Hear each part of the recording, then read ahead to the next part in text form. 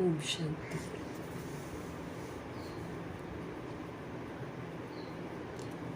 निराकार परमपिता परमात्मा हम आत्मा को समझते रहे हैं कि हम सभी आत्माएं परमधाम निवासी हैं और अब हमको वापस परमधाम जाना है, इसलिए वहाँ का वेश धारण करना है। अर्थात अपनी दृष्टि, अपनी वृत्ति को आत्मिक बनाकर सारे हिसाब किताब सेटल करके फिर से ज्योति बिंदु आत्मा बनकर उड़ना है। विस्तार को समझ से ख़त्म करते जाना है।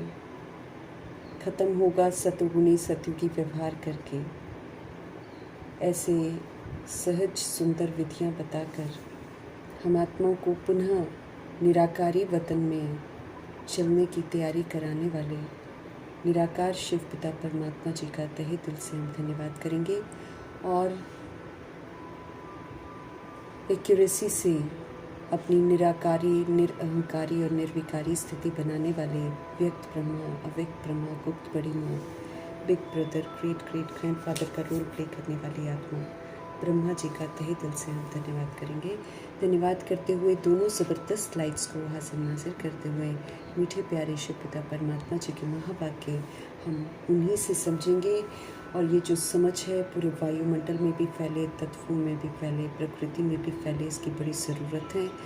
इसी तरह यूनिवर्स में मौजूद जितनी भी रूहें हैं सब तक प्रभु जी की समझ पहुँचे, ये भी हम दिल से दुआ करेंगे। उन रूहों तक पहुँचे जो इस समय वृद्ध शरीरों में हैं लेकिन दैहिक रिश्तों में हैं। ऐसी आत्माओं का बुद्धि का योग अब सब तरफ से हटकर परमपिता परमात्मा जी के साथ लगे। फिर मीठे बाबा की मीठी समझ जो है उन रूहों तक पहुँचे जो हमारे साथ नकारात्मकता से जुड़ी हुई हैं, शिकवे शिकायतों से जुड़ी हुई हैं, कहीं ना कहीं हम आत्माओं के अधूरे हिसाब किताब रह गए हैं। तो ऐसी रूहों के लिए भी हम प्रभु जी की समझ जो है समर्पित करेंगे ताकि उन आत्माओं का हिसाब किताब हमारे साथ सेटल हो और वो आत्माएं जो हैं उनकी बुद्धि से हम सब निकल जाएं और हमारी बुद्धि से वो लोग निकल जाएं और सबका बुद्धि का योग परमपिता परमात्मा जी के साथ लग जाए। मीठे प्यारे शिव बाबा की समझ उन रूहों तक भी समर्पित करेंगे जो हमारे साथ लौकिक में कनेक्टेड हैं। उन रूहों तक समर्पित करेंगे जो इस समय आकारी शरीरों में हैं, रोज़ शरीर छोड़ रही हैं और उनसे संबंधित जो रूहें हैं जो तड़प रही हैं। इतना सारा पेन की वाइब्रेशंस चारों तरफ फैल रहे हैं, वो दर्द में कराह रही जो आत्माएं हैं उन तक प्रभु जी की समझ पहुँचे, उनको सत्य पता चले कि हम रूहें मरती नहीं हैं, ये खेल है, ये समझ हर आत्मा तक पहुँचे। दिल से हम सब दुआ करेंगे। फिर उन रूहों तक प्रभु जी की समझ समर्पित करेंगे जो इस समय गर्भ में प्रवेश कर गए हैं। उन रूहों तक समर्पित करेंगे जो हॉस्पिटल में पीड़ित अवस्था में हैं, घरों में पीड़ित अवस्था में हैं, प्राकृतिक आपदाओं की जो शिकार हैं, जो दैहिक हिंसाओं की शिकार हैं, जो माया के प्रकोप के कारण अलबेली हो गई हैं, जो तंत्र मंत्र के कारण अलबेली हो गई हैं, जो वाम मार्ग में चली गई हैं, जो वाम मार्ग में जाने की तैयारी कर रही हैं, जिनको ईश्वरीय पढ़ाई पढ़ने का आजकल मन नहीं करता है, ऐसी रूहों तक प्रभु जी की समझ पहुँचे। आत्माएं प्रभु से जुड़ी रहें क्योंकि इसी में सेफ्टी है। भगवान से विस्मृति माना खतरे की घंटी है। तो कुमार कुमारियों के शरीरों में जो आत्माएं हैं, छोटे शरीरों में जो विराजमान आत्माएं हैं, सभी रूहों तक मीठे बाबा की समझ पहुँचे ताकि ये आत्माएं सत्यता और दिव्यता की सभ्यता के छत्र छाया में रहें। उन रूहों तक प्रभु जी की समझ पहुँचे जो अपनी संस्था बनाकर बैठे हैं, खुद भी गुमराह, दूसरों को भी गुमराह कर रहे हैं। उन रूहों तक प्रभु जी की समझ पहुँचे जो भिन्न भिन्न सत्ताओं में बटी हुई हैं, भिन्न भिन्न वर्गों में बटी हुई हैं, भिन्न भिन्न मठ पंथों में बटी हुई हैं। सभी रूहों तक प्रभु जी की समझ पहुँचे। मीठे बाबा की मीठी समझ उन रूहों तक पहुँचे जो वैश्याएँ बन गई हैं, जो गणिकाएँ बन गई हैं, जो यादव कौरव यवन बन गई हैं, जो भूत प्रेतात्मा बनकर भटक रही हैं, जो तंत्र मंत्र रिद्धि सिद्धियाँ कर रही हैं और आनंदित हो रही हैं। ऐसी तमोगुणी और तमो प्रधान बन के जो आत्माएं हैं सब तक प्रभु जी की समझ पहुँचे। फिर विश्व में बहुत सारे जेल हैं, बहुत सारी काल कोठरियाँ हैं जहाँ आत्माएं कैद हैं और कुछ निर्दोष भी हैं तो कुछ दोषी भी हैं, लेकिन उन पर जो अत्याचार और भ्रष्टाचार हो रहे हैं सभी आत्माओं तक प्रभु जी की समझ पहुँचे। दिल से दुआ करेंगे आत्माएं अपने स्वधर्म में लौटें। उन रूहों तक प्रभु जी की समझ पहुँचे जो बिल्कुल ही जानवर से बदतर हो गए हैं, अंग तस्करियाँ कर रहे हैं, ह्यूमन फ्लैश एनिमल फ्लैश खा रहे हैं और काम क्रोध लोभ मोह अहंकार की बिल्कुल चरम सीमा पर चली गई हैं जो आत्माएं, उन रूहों तक प्रभु जी की समझ पहुँचे। हर आत्मा अपने स्वधर्म में लौटे, दिल से दुआ करेंगे। साहूकारी का जिन्हें नशा है और जिस नशे में लोग अत्याचार भ्रष्टाचार कर रहे हैं, उन रूहों तक प्रभु जी की समझ पहुँचे। हर आत्मा ये जो लोभ है, ये जो काम विकार है, इससे मुक्त हों, अहंकार से मुक्त हों, दिल से दुआ करेंगे। सबको ये समझ आए कि ये सृष्टि है, यहाँ से हम कोई भी चीज़ ले नहीं सकते हैं, यहाँ पर हम कोई अधिकार जमा नहीं सकते हैं। ये समझ हर आत्मा को आए कि हम सब यहाँ पर मेहमान हैं। मीठे बाबा की मीठी समझ उन रूहों तक पहुँचे जो फिल्म इंडस्ट्री में हैं, जो सीरियल्स बनाती हैं, जो गंदे गंदे गीत आजकल बना रहे हैं, यूथ को गुमराह कर रहे हैं, बड़ों को भी गुमराह कर रहे हैं, सबके अंदर में विकार पैदा करवा रहे हैं, देह का अभिमान जगा रहे हैं। ऐसी रूहों को देह अभिमान से, अश्लीलता से वैराग आ जाए। मीठे मीठे प्यारे प्यारे शिव बाबा की पवित्रता की लहर इन रूहों तक पहुँचे, दिल से दुआ करेंगे। मीठे बाबा की मीठी समझ उन रूहों तक पहुँचे जो अंडरवर्ल्ड डॉन्स बन गए हैं, जो गैंगस्टर्स बन गए हैं और जो आतंकवादी बन गए हैं, सभी तक बाबा की समझ पहुँचे। जो तरह तरह के नशों में आजकल धोते हैं, सबके वो नशे उतर जाएं और सबको ईश्वरीय नशा चढ़ जाए, सबको सत्य मालूम चले। हर आत्मा अपने स्वधर्म में वापस लौटे, सब एक दूसरे को माफ़ करके अब सही रास्ते पर चल पड़े, दिल से दुआ करेंगे। उन जगहों तक प्रभु जी की समझ पहुँचे, उन लोगों तक प्रभु जी की समझ पहुँचे, उन अड़ोस पड़ोस तक पहुँचे जहाँ अभी तक समझ पहुँची ही नहीं है, और अगर पहुँचती है तो रूहें तैयार ही नहीं है सुनने के लिए, उनकी भी धरनी तैयार हो, दिल से हम सब दुआ करेंगे। और फिर हम अपने लिए भी दुआ करेंगे कि हम आत्मा बनकर मीठे परमात्मा की मीठी मुरली को सुने, उसको समझें और फिर उसको अमल में लाकर अपना होमवर्क करके अपने आप को सज़ाओं से मुक्त करें, दिल से हम सब दुआ करेंगे। इन्हीं दुआओं के साथ देखेंगे आज हमारे परमपिता परमात्मा किस तरह हमको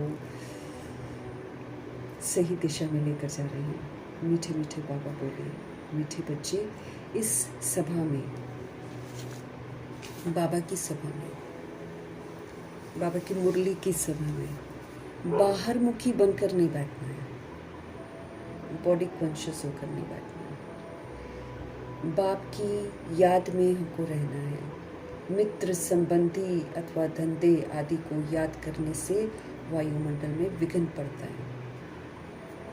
मधुबन हम चले जाएं, है ना, और हम याद करें डायमंड हॉल में बैठकर अपने संबंधियों को या फिर अपने बिजनेस को, धंधे दौरी को, तो फिर वहाँ का तो वायुमंडल हम खराब करते हैं ना।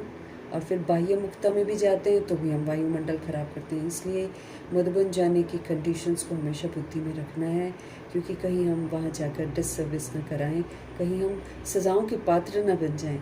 इसलिए वहाँ आत्म अभिमानी होकर ही जाना है, अपने को आत्मा समझना है और सारा समय वहाँ पर परमपिता परमात्मा के साथ रहना है ना। हमको बाह्य मुक्ता मतलब दुनियावी बातें नहीं करनी है, दुनियावी बातें नहीं सोचनी है। प्रभु चिंतन चलता रहे, ज्ञान चिंतन चलता रहे, स्वचिंतन चलता रहे, शुभ चिंतन चलता रहे, ये हम कर सकते हैं। लेकिन बाकी इसके अतिरिक्त बाबा मना करते हैं, क्योंकि हम फिर वहाँ के वायुमंडल को खराब करने के निमित्त बनते हैं। बहुत सारी सोल्स योग युक्त वहाँ पर बैठना चाहती हैं, हम बीच में इधर उधर सोचेंगे तो वायुमंडल खराब हो जाता है ना। तो जैसे चंद्रमणि दादी लोगों के समय में तो वो लोग बैठने ही नहीं देते थे, उनको पता चल जाता था कौन रूह दे के अभिमान में है, उनको तो बाहर भेज देते थे। अभी आने वाले समय में ऐसा ही होने वाला है कि मधुबन में वही लोग जा पाएंगे जो आत्म अभिमानी होंगे। इसलिए पहले ही हम ऐसी कोई गलतियां ना करें, इस बात का हमको ध्यान रखना है। बाबा के घर जाते हैं तो हमको बाहर मुखी अर्थात बॉडी कॉन्शियस नहीं होना है, और बाहर मुखी रहेंगे, बॉडी कॉन्शियस रहेंगे तो हमें बॉडी की दुनिया है वही याद आएगी, बॉडी के धंधे याद आएंगे, वो फिर हम डिससर्विस करते हैं। बाबा हमारा ध्यान खिंचवा रहे हैं। धंधे दूरी संबंधी रिलेशंस है ना, ये सब तो झूठ है, सारा का सारा तो झूठ है। कम से कम मधुबन में जाकर तो हम सच में स्थित रहें, सच्चाई को एक्सेप्ट करें, क्योंकि सच्चाई का वहाँ पर स्टैंप लगाकर आएंगे तब जाकर हम यहाँ भी पाठ अच्छा बजा पाएंगे। नहीं तो बाह्य मुक्ता में जाएंगे और श्रापित होकर आएंगे, फिर यहाँ भी बाह्य मुक्ता मिलेगी। संबंधियों को याद करने से हमको कुछ नहीं मिलने वाला है। धंधे धोरी एटलीस्ट 5 days 3 days मधुबन गए हैं तो धंधा धोरी बिल्कुल फुल स्टॉप, उसका चिंतन नहीं चलना चाहिए। ये बाबा हम आत्मा का ध्यान खिंचवा रहे हैं, नहीं तो हम वायुमंडल में विघ्न डालते हैं। प्रश्न है मीठे बाबा का, तुम बच्चों के रूहानी ड्रिल की विशेषता क्या है? बाबा हम रूहों को ड्रिल सिखाते हैं, एक्सरसाइज, हाँ, हम बॉडी की एक्सरसाइज भी करते हैं बॉडी को ठीक रखने के लिए, लेकिन बाबा हमको रूह भी तो बीमार हो गई है, टेढ़ी बांकी हो गई है, इस रूह को भी बाबा एक्सरसाइज करवाते हैं। तो जो इतनी सारी बाप दादा की ड्रिल्स हैं वो रूह को सशक्त बनाने के लिए बाबा ने करवाई हुई हैं। तो तुम बच्चों के रूहानी ड्रिल की विशेषता क्या है जिसे मनुष्य नहीं कर सकते हैं? दुनिया वाले मनुष्य जो बाबा को नहीं जानते हैं और जो बाबा से नहीं सीखते हैं वो तो कुछ नहीं बता सकते ना। तो इसलिए बाबा हमको बोल रहे हैं तुम बच्चों के रूहानी ड्रिल की विशेषता क्या है जिसे मनुष्य नहीं कर सकते हैं? उत्तर है मीठे बाबा का, तुम्हारी रूहानी ड्रिल बुद्धि की है, इसमें हाथ पाँव नहीं हिलाना है, और बुद्धि भी कहाँ है? आत्मा के अंदर बुद्धि है। तो तुम्हारी रूहानी ड्रिल बुद्धि की है, उसकी विशेषता यही है जो तुम आशिक बन अपने माशूक को याद करते हो। इसका ही इशारा गीता में भी आया है, जिसको वो लोग मन मनाभव कहते हैं। समझते नहीं हैं लेकिन मन मनाभव कहते हैं। परंतु मनुष्य अपने माशूक परमात्मा को जानते ही नहीं हैं, तो ड्रिल कैसे कर सकेंगे? वे तो एक दो को जिस्मानी ड्रिल सिखलाते हैं, वो खाली बॉडी की ड्रिल सिखाते हैं, लेकिन बाबा हमको आकर रूह की ड्रिल सिखाते हैं, क्योंकि इस रूह को भी एक्सरसाइज की ज़रूरत है। और ये रूहानियत ड्रिल जो है इसमें हाथ पाँव नहीं हिलाते हैं, इसमें बुद्धि को एकाग्र करते हैं। तो ये बुद्धि की ड्रिल है, और इसकी विशेषता ये होती है कि हम सभी आत्माएं माशूक परमपिता परमात्मा के आशिक बन जाते हैं और सच्ची आशिकी करते हैं, अर्थात सिर्फ और सिर्फ उनको याद करते हैं, क्योंकि सच्चा आशिक वही होता है जो एक को याद करे, है ना। वैसे आशिक नहीं जो आज आपके सामने कुछ बोल रहे हैं, आपके साथ भी आशिकी कर रहे हैं और आपके पीठ पीछे 3-4 और लोगों के साथ भी आशिकी कर रहे हैं। तो ये तो चलता है, वो तो जिस्म का है ना, वो तो धोखाधड़ी है आजकल। इसलिए हम आत्माओं को रूहानी ड्रिल जब सिखाते हैं तो हम रूहों का बुद्धि का योग एक परम पिता परमात्मा के साथ एकाग्र होता है। वही हमारे सर्व संबंधी हैं, वही हमारे फ्रेंड हैं, वही गर्लफ्रेंड, वही बॉयफ्रेंड, वही साजन, वही सजनी, वही माशूक है, और एक ही माशूक है सबका। तो एक माशूक के साथ हम सभी को सच्ची आशिकी करनी है, मतलब एक के सिवाय हमको और किसी को भी याद नहीं करना है। गीता में इसको मन मनाभव कहते हैं, मन को प्रभु में लगाओ। परंतु मनुष्य जो है वो अपने माशूक परमात्मा को थोड़ी जानते हैं, दुनिया वाले, है ना।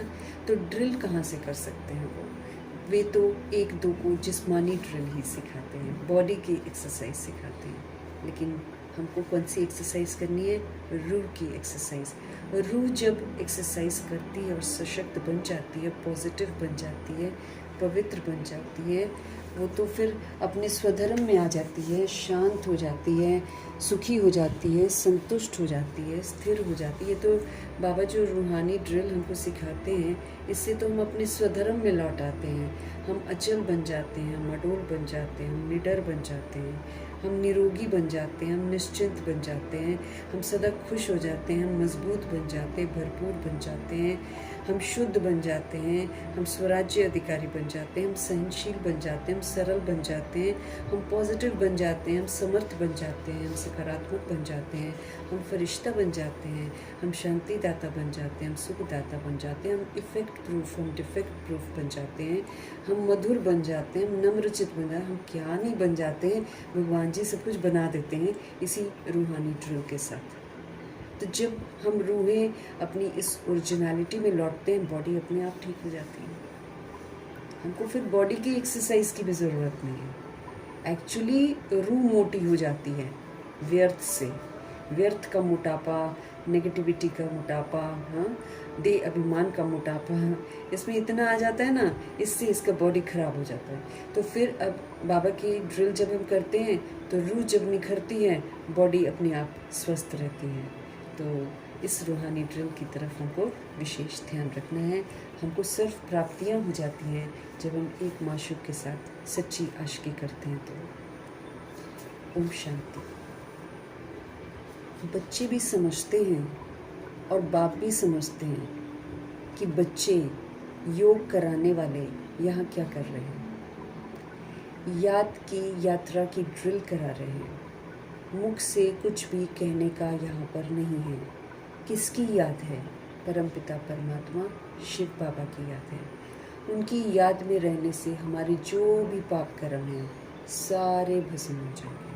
हम सभी ने पाप कर्म किए हैं, इस बात को हमको स्वीकार करना है। हमने नहीं किया, हमने तो ऐसा नहीं किया, हमने तो वैसा नहीं, हम सब ने किए हैं। देश समझकर कर्म करना मतलब पाप कर्म करना, ये हमने 63 जन्म कर रखा है। उसके बाद भी हम मम्मा बाबा की तरह, जैसे आदि से लेकर अभी तक जिस तरह मम्मा बाबा अबाउट टर्न हो गए थे और आत्मा समझकर पाठ बजाकर उन्होंने अपने आप को परफेक्ट बनाया, वैसे हम नहीं कर पाते हैं, तो हमने देरी कर दी है ना।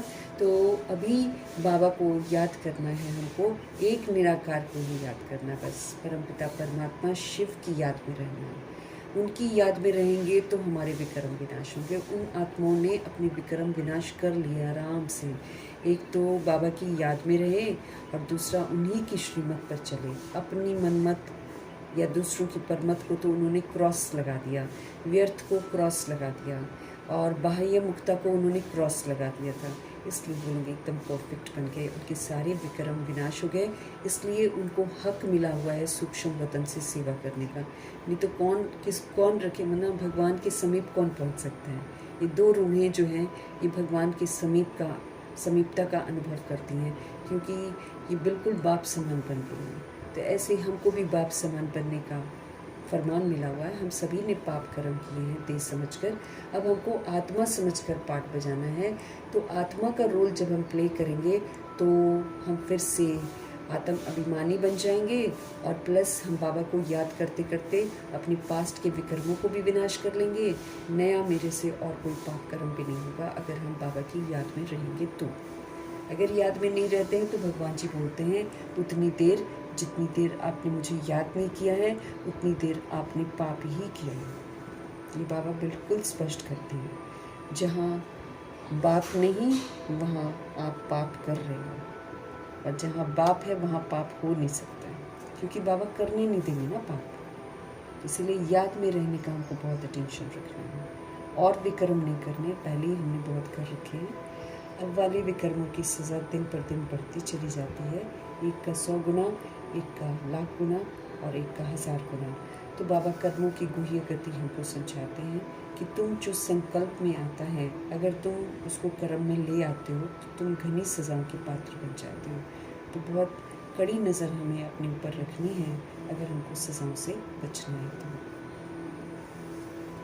परमपिता परमात्मा शिव बाबा की याद, उनकी याद में रहने से हमने जो पाप कर्म कर रखे हैं वो भस्म हो जाएंगे। इसकी गारंटी है बाबा कहते हैं, क्योंकि जब योग उनसे लगेगा तो वो योग अग्नि का काम करता है, जो अग्नि फिर हमारे पापों को भस्म कर देती है। वो पाप जो मैंने अनजाने में किए हैं, जिसको हम विस्मृत होकर करते हैं, जानबूझकर नहीं, विस्मृत होकर करते हैं, ऐसे पापों को शिव पिता परमात्मा जो हैं दग्ध कर देते हैं, बशर्ते हम उनको एक्यूरेसी से याद करें। और विक्रमाजीत बन जाएंगे। हमको जीत भी तो हासिल करनी है ना। सारी चीज़ें जिनसे हमने हार खाई है वो सारी की सारी हमको जीतनी है। हमने कर्म इंद्रियों से हार खाई, अब हमको उसको जीतना है, अर्थात आंखों से वही देखना है जो बाबा कहते हैं। अगर हम ऐसा नहीं करते हैं तो प्रभु जी बोलते हैं कि आप काम वासना का वो जो है ना शुरुआत वो कर चुके हैं। अगर हम किसी की बॉडी को देखकर या किसी की शक्ल को देखकर वो अगर मुझे अच्छा या अच्छी लगता है तो बाबा बोलते हैं तुम्हारा वैष्णवपन खंडित हो गया। आपने उस रूह को जाकर छू लिया है ना, तो खंडित हो गए हैं। आँखों से भी छू लेते हैं और कानों से भी छू लेते हैं। मतलब कितनी सख्ती हमको अपने ऊपर बरतनी है।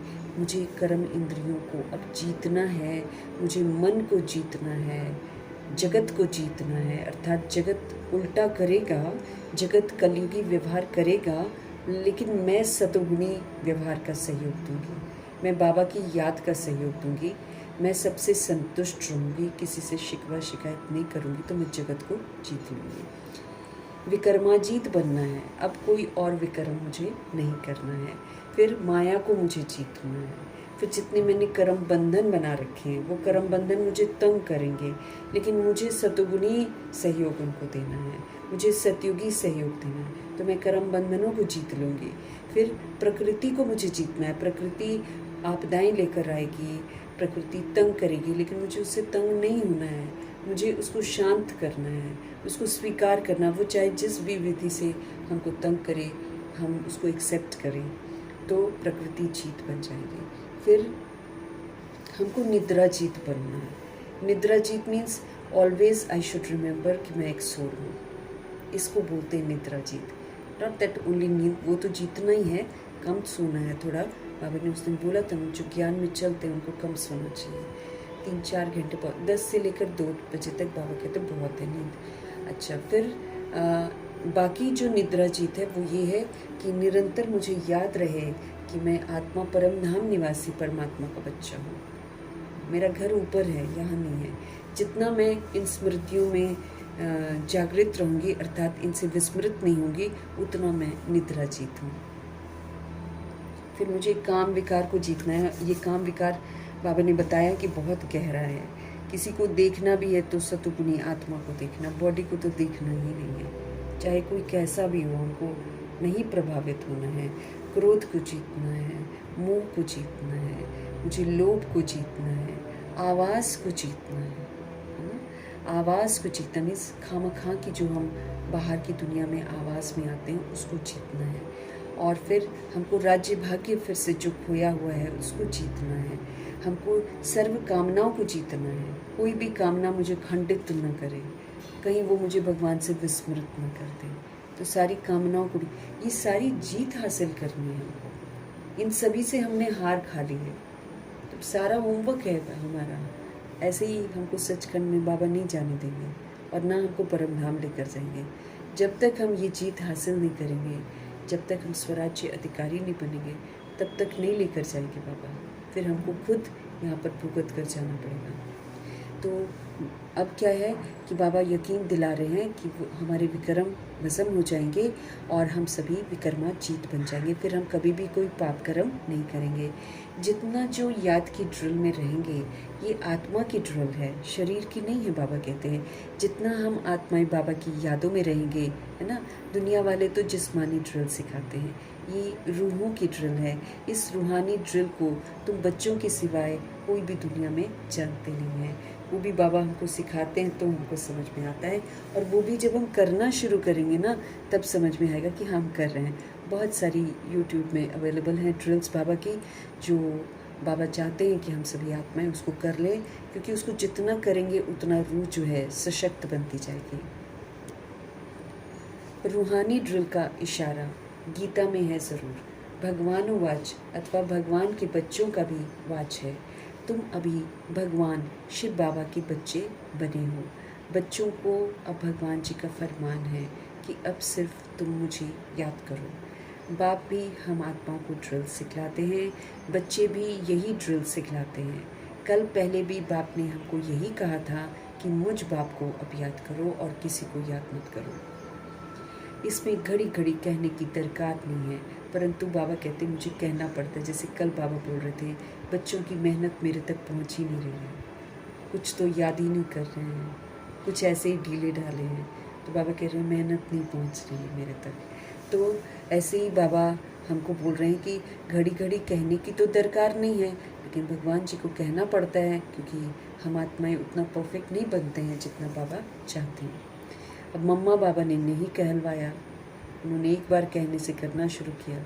हम आत्माएं जब तक करना शुरू नहीं कर रहे हैं, मतलब हम बाबा से कहलवा रहे हैं और बाबा से मेहनत ले रहे हैं, तो फिर हमको याद रखना है कि इसका फिर रिटर्न जो है वो ड्रामा ज़रूर मांगेगा कि तुमने एक बार में क्यों नहीं बाबा की सुनी, तुमने देर क्यों लगाई। इसका भी वो पनिशमेंट देता है ना, ड्रामा।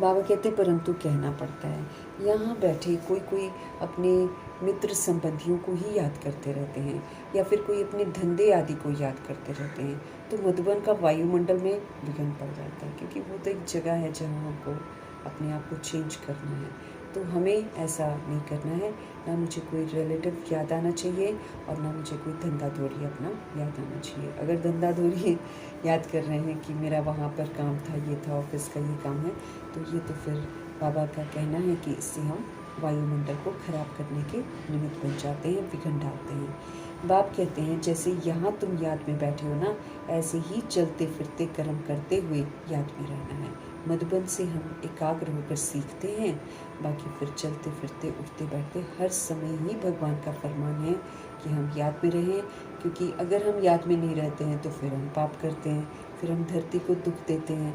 इसीलिए चलते फिरते भी प्रभु जी हमारी यादों में रहने चाहिए। जैसे आशिक माशुक, क्योंकि जब आशिक और माशुक को एक दूसरे से प्यार होता है तो वो लोग फिर और उनको कोई और चीज़ सूझती ही नहीं है, बस एक दूसरे के बारे में सोचते रहेंगे, याद करते रहेंगे। विकारी दृष्टि नहीं होती है उन रूहों की। वो भी क्यों? क्योंकि इस समय हम आत्माएं जो हैं अपने शिव बाबा के साथ आशिकी करते हैं ना, इसीलिए वो लैला मजनू वाले आशिक और माशुक हैं, क्योंकि वो फिर बड़े सच्चे होते हैं।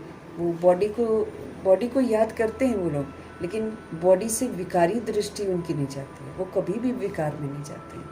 वो एक दूसरे के लिए जान दे देते हैं, वो ब्यूटी नहीं देखते हैं। अब देखो, अगर ब्यूटी देखते हैं तो लैला और मजनू का कभी वो होता ही नहीं है ना। मजनू एकदम पतला काला और लैला मोटी, है ना, बहुत मोटी।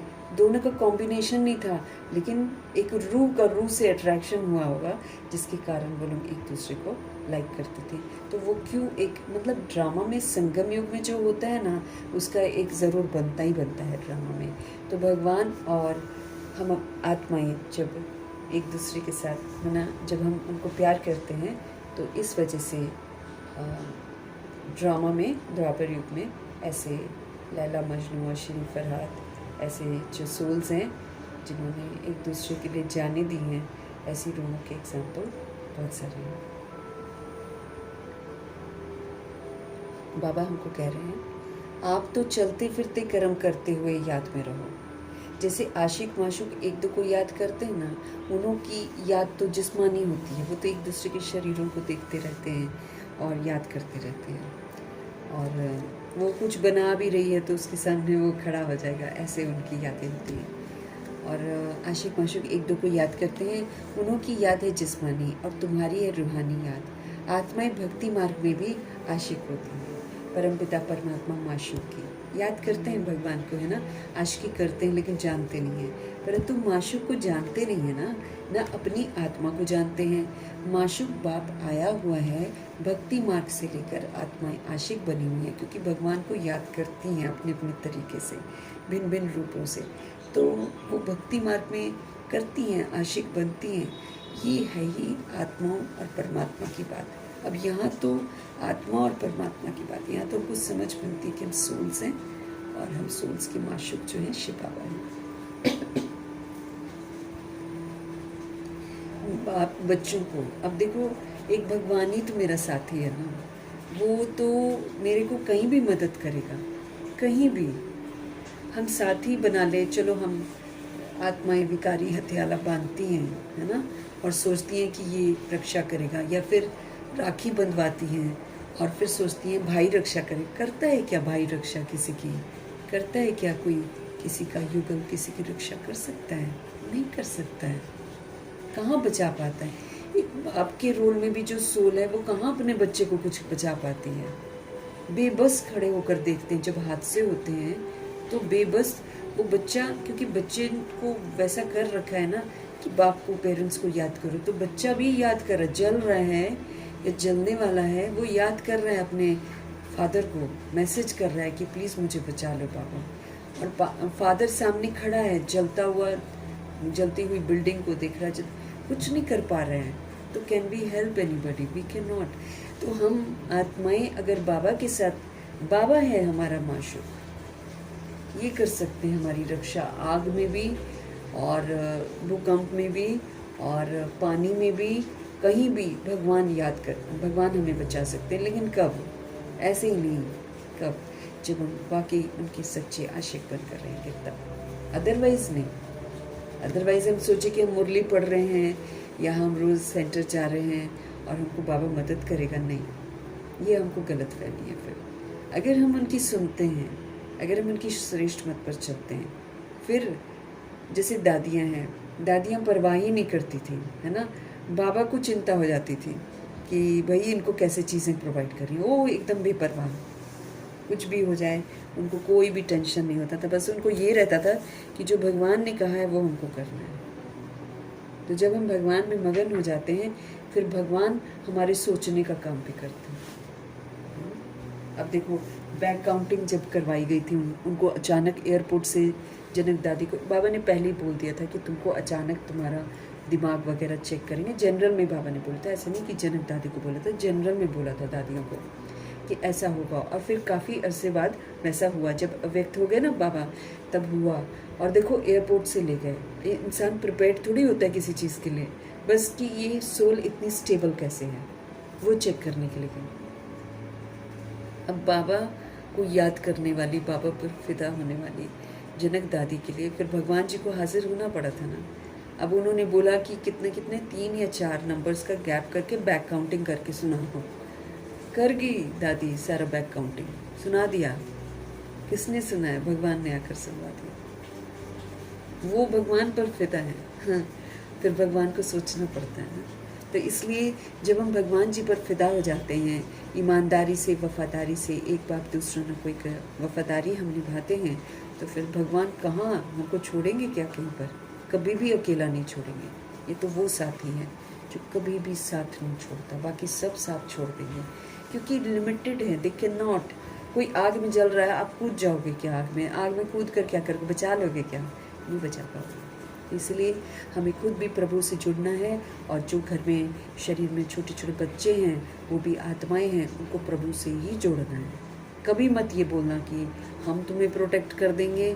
हमेशा यही बोलो कि यही है आपके रक्षक, यही है आपके पिता, यही है आपकी मम्मी सबसे पहले, और हम सभी बच्चे। तो ये चीज़ें ज़रूर समझानी है ताकि वो रूहें कभी भी कहीं प्रॉब्लम में फंसे, सीधे परमात्मा को याद करें, क्योंकि वही प्रोटेक्ट करेंगे। हम आप क्या कर सकते हैं? बेबस हैं हम सब, कुछ नहीं कर पाएंगे। हम सामने बंदा होता है तब हम उसको नहीं बचा पाते, कर पाते हैं। अब युगल अगर होते हैं साथ में, है ना, तो युगल से शादी करी, कहेंगे 7 जन्म हम एक साथ मना निभाएंगे। तो आप देखो कि अगर कोई युगल बीमार हो जाती है, दूसरा क्या उसको बचा पाता है? कुछ ना कर पाता। पैसा खर्च कर देगा, दवाई दे देगा, और क्या कर सकता है? डॉक्टर के पास ले जाएगा, लेकिन उस रूह को जो दर्द है, उस रूह को जो परेशानी है, उसको सिर्फ भगवान समझ सकते हैं। तो दादियों के साथ भी बहुत सारी प्रॉब्लम्स आई, लेकिन बाबा का ये कहना है, अपने को आत्मा समझकर मुझे याद करो, तो फिर मैं तुम्हें दर्द होने नहीं दूंगा। अगर होगा भी तो सूली से कांटा हो जाएगा। एग्जाम्पल्स है ना हमारे पास, लेकिन क्या है कि हम आत्मा का पाठ पक्का नहीं करते, इसलिए परमात्मा से लिंक जुड़ता नहीं है। अब आत्मा और परमात्मा का लिंक जुड़ता नहीं है, इसलिए प्रभु बचा नहीं पाते हैं, या दर्द को कम नहीं कर पाते हैं। क्योंकि जब हम आत्मा बनकर परमात्मा को याद करते हैं ना, देह रूपी चमड़ी के भान से परे होकर, तब फिर उनकी जो पावर्स हैं वो हमारे पास पहुंचते हैं। तब उन पावर्स से हम सभी आत्माएं अपने आप को मतलब सहन कर पाते हैं। अब हमारे साथ भी बहुत कुछ होएगा, लेकिन वही है कि हमको स्वयं को आत्मा समझ परमात्मा को याद करना है। सारे कर्म भोग हमारे भी तो चुकते होंगे, कुछ के साथ साथ चुकते हो रहे हैं, कुछ के एक साथ अंत में चुकते होंगे। इसलिए पहले ही याद में रहकर अपना सारा हिसाब किताब हमको सेटल करना है। ना अपनी आत्मा को जानते हैं लोग, है ना। माशूक बाप आया हुआ है, भक्ति मार्ग से लेकर आत्माएं जो हैं आशिक बनी हैं। ये है ही आत्माओं और परमात्मा की बात। बाप बच्चों को समुख कहते हैं, तुम आशिक मुझ माशूक को याद करते हो कि बाबा आओ, हमको आकर दुख से लिबरेट करो और अपने साथ शांति धाम में ले चलो। जो सूर्यवंशी आत्माएं हैं वो सबसे पहले उनको वैराग आता है, वो सबसे पहले भगवान को पुकारते हैं कि आके हमको दुखों से जानते नहीं हैं, लेकिन भगवान को पुकारते ज़रूर हैं, भगवान को जानना ज़रूर चाहते हैं, जैसे ब्रह्मा जी चाहते थे। तो 12 गुरु के चक्कर में रहे, लेकिन 12 गुरुओं के बाद जब उनकी भक्ति पूरी हो गई, तब भगवान जी स्वयं आकर अपना परिचय देते हैं। तो इस तरह सूर्यवंशी आत्माएं जो है सबसे पहले बोलती हैं कि हमको दुख से लिबरेट करो और अपने साथ हमको शांति धाम में ले चलो। तुम जानते हो अब इस दुख धाम, इस मृत्यु लोक का विनाश होना है। इसको भी हमको बिल्कुल क्लियर कर लेना है ना। जो कुछ भी हमको दिखाई दे रहा है ये सारा खत्म होना है, क्योंकि इसकी सफाई होकर फिर 111 शुरू होगा। इसलिए इसमें मृत्यु होगी बॉडी की, इसमें मृत्यु होगी देह के भान की, देह के अभिमान की, और देह के अभिमान में जो मैंने बनाया है उसकी।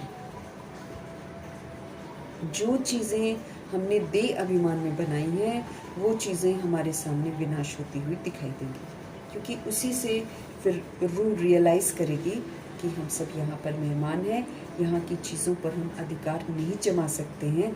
उस समय वो माफ़ी मांगेगी, उस समय वो फ्री होगी, पवित्र बनेगी, फिर जाएगी।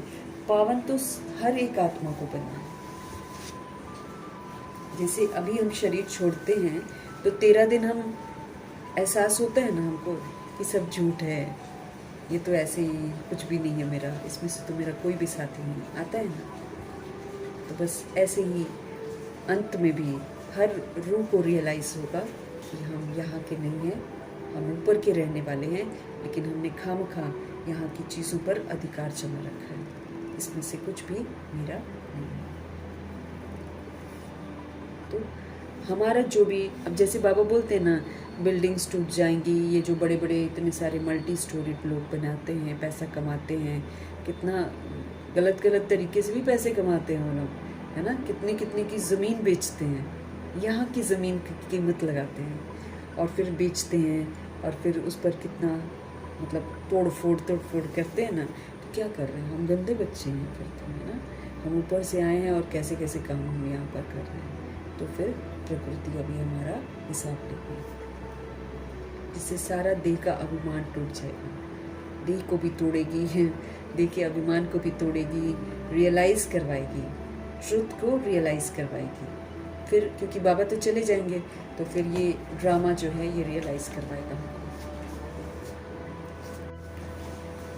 तो बाबा कह रहे हैं तुम जानते हो अब इस दुख धाम, इस मृत्यु लोक का विनाश होना है।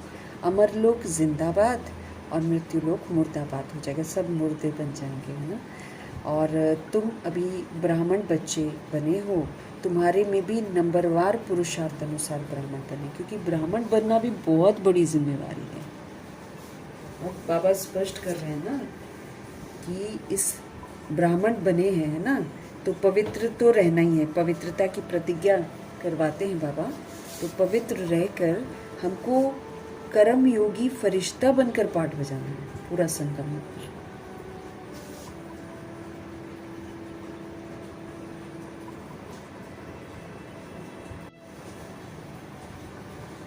तो तुम अभी ब्राह्मण बच्चे बने हो, तो ब्राह्मण बच्चा बनना मतलब श्रीमत पर चलना है, श्रीमत पर चलना मतलब कर्मयोगी फरिश्ते का पाठ बजाना है।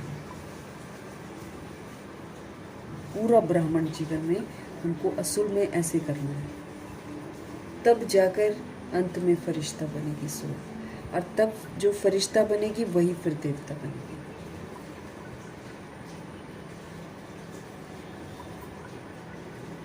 तुम्हारे में भी बाबा कहते सब नंबरवार पुरुषार्थ अनुसार है।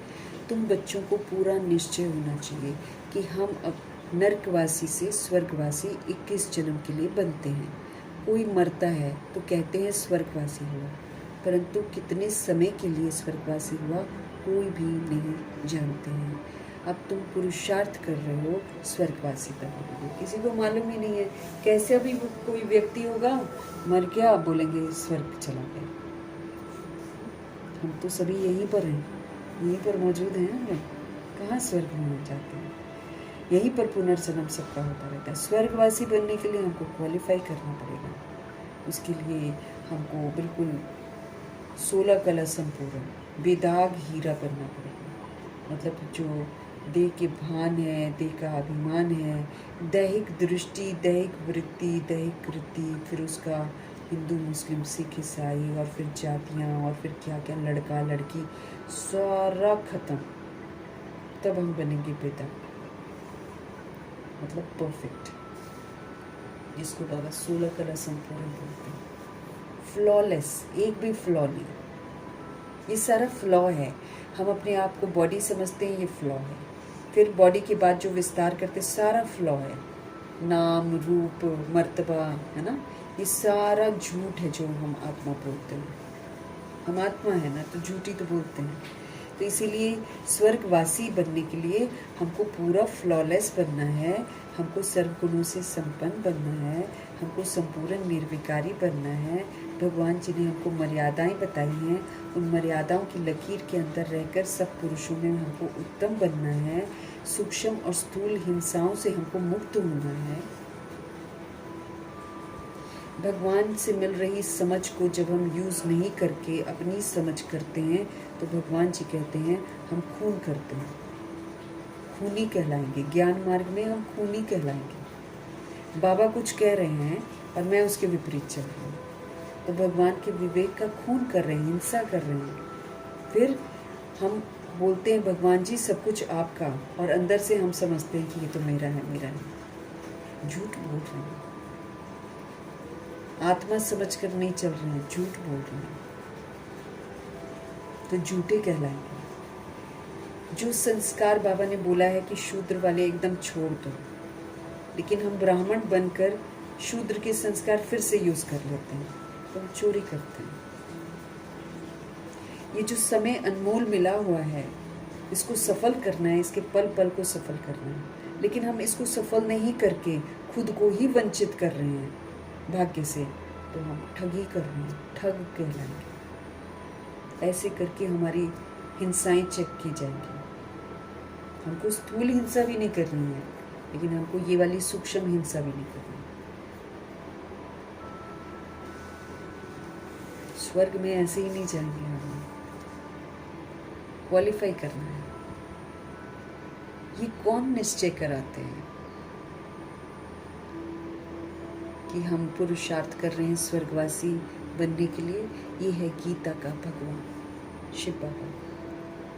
परंतु वो तो एक ही निराकार होता है ना भगवान। मनुष्य समझते हैं निराकार तो निराकार ही है, वो कैसे यहाँ आकर सिखा सकता है।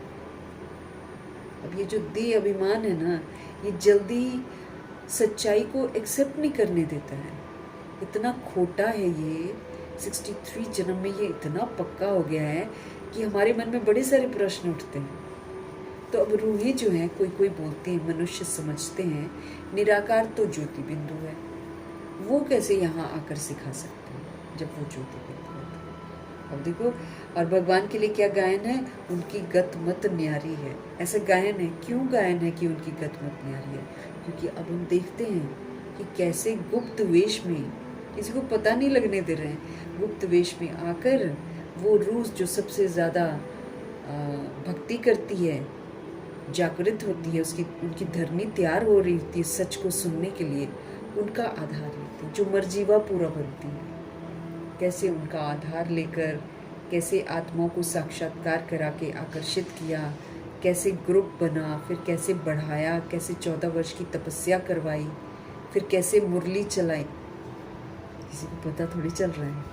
इसीलिए, और उनकी गत मत कितनी न्यारी है कि तुम करो और पाओ, फ्री में नहीं कुछ मिलेगा। गति सदगति की जो विधियां हैं वो भगवान जी की कितनी न्यारी हैं, इसलिए लोग क्या बोलते हैं, उनकी गत मत न्यारी है। तो अभी प्रूव होता है, वो तो हम गाते थे कि उनकी गत मत न्यारी है, लेकिन अब प्रूव होता है कि वाकई कितनी उनकी गत मत न्यारी है और उनसे बिल्कुल अलग है। और फिर हम ये भी बोलते थे, तुम मात पिता हम बालक तेरे, तुम्हारी कृपा ते सुख घनेरे। अब हमको पता चल रहा है कौन सा सुख घनेरे देते हैं, सुख धाम का सुख देते हैं, जहाँ पर दुख का नाम निशान नहीं है। मनुष्य समझते हैं निराकार तो निराकार ही है, वो कैसे यहाँ आकर सिखाएंगे। बाप को न जानने के कारण ड्रामा अनुसार श्री कृष्ण का नाम भूल से डाल दिया है। श्री कृष्ण और शिव का संबंध इस समय नज़दीक है। अब श्री कृष्ण की आत्मा है ब्रह्मा, और ब्रह्मा जी और शिव बाबा तो कितने समीप हैं। क्योंकि अब तो वो अव्यक्त हो गए हैं। तो बाबा कहते हैं शिव जयंती होती है संगम। श्री कृष्ण और शिव का संबंध इस समय नज़दीक है। शिव जयंती होती है कब? संगम पर। फिर कल होगी श्री कृष्ण जयंती। शिव जयंती है रात में, श्री कृष्ण की जयंती है सवेरे। इसको प्रभात कहेंगे। बाबा तो तब आते हैं जब अज्ञानता की रात होती है, आत्माएं बिल्कुल बेसमझ हो जाती हैं, तब वो आते हैं। लेकिन श्री कृष्ण जब जन्म लेंगे तो प्रभात हो जाएगी ना, दिन की शुरुआत हो जाएगी। जब शिवरात्रि पूरी होती है तब फिर श्री कृष्ण जयंती होती है। ये बातें बच्चे ही समझ सकते हैं। अब जैसे शिव का पाठ संपन्न होएगा तो फिर कृष्ण जी का जन्म होगा, तो श्री कृष्ण जयंती होती है। ये बातें बच्चे ही समझ सकते हैं। कायदा है यहाँ सभा में कोई बाहर मुखी नहीं। बाबा चाहते हैं कि मधुबन की सभा में या सेंटर्स की सभा में भी कोई बाहर मुखी नहीं होना चाहिए, अर्थात इधर उधर उसका दिमाग भटकता हो, वैसा दिमाग नहीं होना चाहिए। बाप की याद में यहाँ पर रहना है, क्योंकि यहाँ पर सर्व प्राप्तियाँ करनी है ना।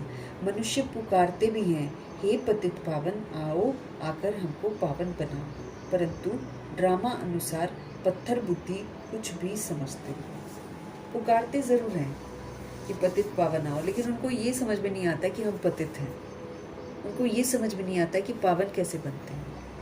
बस खाली बोलते हैं कि आकर हमको पावन बनाओ, क्योंकि जब भगवान को बोलते हैं तो ऐसे बोलते हैं, लेकिन जब उनको कोई बोलेगा कि आप पतित हो तो फिर लड़ते हैं कि नहीं, हम कहाँ पतित हैं, हम तो पवित्र हैं, ऐसा बोलते हैं। तो वही बाबा बोलते हैं कि पत्थर बुद्धि सोल जाती हैं, यूँ तो पुकारती हैं, और लेकिन ड्रामा अनुसार इस समय सब के सब पत्थर बुद्धि हैं, क्योंकि कुछ भी समझते नहीं हैं कि पतित किसको कहा जाता है और पावन किसको कहा जाता है, पाप किसको कहा जाता है, पुण्य किसको कहा जाता है। ये तो हमने अब बाबा से समझा है, ये तो कहाँ हमको भी पता था। बाबा की डेफिनेशंस बिल्कुल डिफरेंट हैं, और हम आत्माओं की डेफिनेशन पाप और पुण्य को लेकर अपनी अपनी है। कोई किसी चीज़ को पाप समझता होगा, कोई किसी। अब हम समझते हैं कि नॉनवेज खाना पाप है, लेकिन क्रिश्चियनिटी में लोग समझते नहीं, भगवान ने हमको हक दिया खाने का, अगर हम नहीं खाएंगे तो ये बढ़ जाएंगे। अब उनकी सोच अलग है। तो इसीलिए पाप क्या होता है, पुण्य क्या होता है, ये तो प्रभु ही आकर समझाते हैं। बाकी सब लोग की गलत डेफिनेशन है, अपनी अपनी सहूलियत के अनुसार अपने आप डिफाइन कर रखा है सबने।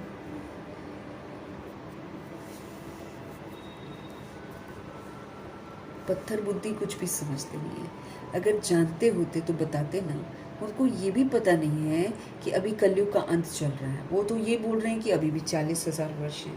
जिस तरह की आज की दुर्दशा हो गई है दुनिया की, जिस तरह आज डर लगता है मतलब बाहर जाने से या बच्चों को अकेला छोड़ने के, जो भी आजकल जैसे, अब इसमें 40,000 और चलेगा क्या? नामुमकिन है, ये तो समाप्ति होने वाली है। बाबा कहते हैं कि मनुष्य तो ये भी नहीं जानते हैं कि कलयुग का अंत है, फिर जब बाप आते हैं तब शुरुआत होती है ना, आदि होती है। मनुष्य तो बिल्कुल घोर अंधियारे में है। अब 100 वर्ष का संगम युग है, 91 खत्म वर्ष संगम युग के, अब तो समाप्ति की ओर हम जा रहे हैं ना। मनुष्य तो बिल्कुल घोर अंधियारे में है। लोग समझते हैं कलयुग में अर्जुन 40,000 वर्ष पड़े हैं। बेहद का बाप समझाते हैं, हद का बाप कभी पतित पावन हो नहीं सकता है। शिव बाबा हमको समझाते हैं कि जो बॉडी का बाप है ये पतित पावन नहीं हो सकता, ये तो और पतित बनाता है, ये तो और पैसे जोड़ता है। शरीर की वो जो लड़की होती है ना, बेटी होती है, शरीर का बेटा होता है, उसके लिए तो खास वो तुरंत जैसे पैदा होते वो लोग तो पैसा जोड़ना शुरू करते हैं। कुछ लोग पढ़ाने के लिए और कुछ लोग शादियों के लिए इकट्ठा करना शुरू कर देते, तो वो तो विकारी हथियाला बंधवाता है, वो तो पतित बनाता है। तो वो थोड़ी किसी को पावन बना सकता है, क्योंकि उसको समझ नहीं है। फादर के रोल में जितने भी लोग दुनिया में हैं, ये तो हम लोग को भी समझ में नहीं है, और हम लोग में भी डिपेंड करता है कौन इसको कैरी फॉरवर्ड करता है। लेकिन बाकी दुनिया में थोड़ी किसी को पता है, वो तो सोचते हैं हम कन्यादान कर रहे हैं। बाबा आकर बताते हैं कि तुम कन्याघात करते हो, तुम दूसरे की हत्या करते हो। तो बाबा अब समझ दे रहे हैं कि शरीर का जो बाप है वो हद का बाप होता है। शरीर का बाप कभी भी पतित पावन हो नहीं सकता। बापू नाम तो बहुतों के रख दिए हैं, बुजुर्ग को भी लोग बापू कह देते हैं, पिताजी कह देते हैं। ये रूहानी पिताश्री तो एक ही है, ये रूहानी हम रूहों का पिता एक ही, ये बनाते हैं हमको पवित्र, ये है पतित पावन, ये हमको सही रास्ता बताते हैं, क्या सही है क्या गलत है सारा स्पष्ट करके शिव बाबा ही हमको बताते हैं। ये है हमारे असली बाप। बॉडी में हम बहुतों को ले लेते हैं, लेकिन हर जन्म में वो बॉडी का बाप छूट जाता है, या हम छोड़ देते हैं या वो छोड़ देता है, फिर हम दूसरी बॉडी में फिर जाते हैं। लेकिन जब भी हम छोड़ते हैं हमको पता चलता है कि हमारा बाप तो एक ही है, निराकार राम। अब हमको होश में समझना है, अब हमको जीते जी मर के हर बात समझनी है, बॉडी से मर के नहीं, जीते जी पुरानेपन से मर के हमको हर बात समझनी है। तो हम आत्माओं के रूहानी पिताश्री एक ही हैं, जो पतित पावन हैं, जो ज्ञान के सागर हैं, शांति के सागर हैं, सुख प्रेम आनंद शक्तियों के सागर हैं। वो तो सागर ही सागर है, हद का पिता सागर थोड़ी हो सकता है। बच्चों को पावन होने के लिए क्या चाहिए? ज्ञान चाहिए। पानी में स्नान करने से कोई पावन थोड़ी बन जाएगा। तुम जानते हो शिव बाबा हमारे सामने इस तन में प्रत्यक्ष हैं। ब्रह्मा द्वारा ब्राह्मणों को राजयोग सिखा रहे हैं, हमको बोल रहे हैं राजा बनो। कहाँ तुम गुलाम बन बैठे हो, कर्म इंद्रियों के गुलाम हो गए हो, अपनी ही शरीर रूपी राजधानी के तुम गुलाम हो गए हो। तुम कैसे दूसरों पर निर्भर करने लग गए हो। अब तुम फिर से राजा बनो, अब तुम दाता बनो, अब तुम देने वाले बनो, अब मांगना बंद करो। तो हमको राजयोग सिखा रहे हैं। वो तो कह देते हैं भगवानुवाच अर्जुन प्रति, कि एक अर्जुन को सुनाया भगवान ने ज्ञान। ब्राह्मणों का नाम निशान ही नहीं है। गाया जाता है ब्रह्मा द्वारा स्थापना होती है, विष्णु द्वारा पालना। तो स्थापना तो ब्रह्मा द्वारा ही करेंगे ना, न कि विष्णु के द्वारा, न शंकर के द्वारा। तो तुम बच्चों को ये समझानी अब मिली है, किसकी स्थापना करते हैं? समझ की स्थापना। हमको बाबा समझ देते हैं। तो सतयुग की स्थापना हम समझ से करते हैं कि सोल्स हैं और सर्वगुण संपन्न है, 16 कला संपूर्ण है। ये समझ की स्थापना है कि हम असल में तो ये हैं, है ना। तो सारी स्मृतियाँ जो बाबा दिलाते हैं, उन स्मृतियों में रहना मतलब अपने लिए स्थापना करना, क्योंकि हम फिर इस विधि से जब प्योर बनते हैं तब जाकर हम सतयुग में जाते हैं। फिर जो पालना के संस्कार हैं, अब बाबा हमको बहुत सारी चीज़ें सिखाते हैं। अब वो सारी चीज़ों को कैसे हम बढ़ाएं, तो उसके लिए बाबा बोलते हैं सबके साथ सतयुगी व्यवहार करो, सबके साथ सतगुणी व्यवहार करो। तो जब हम सतगुणी सतयुगी व्यवहार करते हैं तो हम पालना के संस्कार इकट्ठे करते हैं। फिर जब हम जैसे जैसे समझ की स्थापना करते जाते हैं, भगवान से समझते जाते हैं, वैसे वैसे बेसमझी हमारी ख़त्म होती जाती है। तो हम एक तरफ शंकर की अवस्था वाले बनना शुरू हो जाते हैं। तो इधर स्थापना, इधर शंकर जी बेसमझी का विनाश, दोनों जने बैठे हुए हैं, तप कर रहे हैं, और बीच में विष्णु जी खड़े हैं अलंकारों के साथ, ताकि स्थापना करती हुई आत्मा को पता चले कि मुझे इन अलंकारों को यूज़ करना है, स्वदर्शन चक्र यूज़ करना है, और शंख ध्वनि की मिठास सब तक पहुंचानी है, सबको सत्य बताना है। श्रेष्ठ कर्मों की गदा सदा मेरे साथ हो, दुनिया चाहे कैसी भी हो, मुझे कमल आसन पर विराजमान होकर सारा पाठ बजाना है, ताकि बाहर के कीचड़ का प्रभाव मुझ पर न पड़े। मैं आत्मा सबके साथ सतगुणी और सतयुगी व्यवहार करूँ। इस तरह करके हमको पालना के संस्कार धारण करने, क्योंकि पालना जब करनी है तो सभी की करनी है ना, फिर हम किसी की खामी नहीं देख सकते हैं। फिर तो सबकी अच्छाई देखते हुए सबको अच्छाई का सहयोग दें।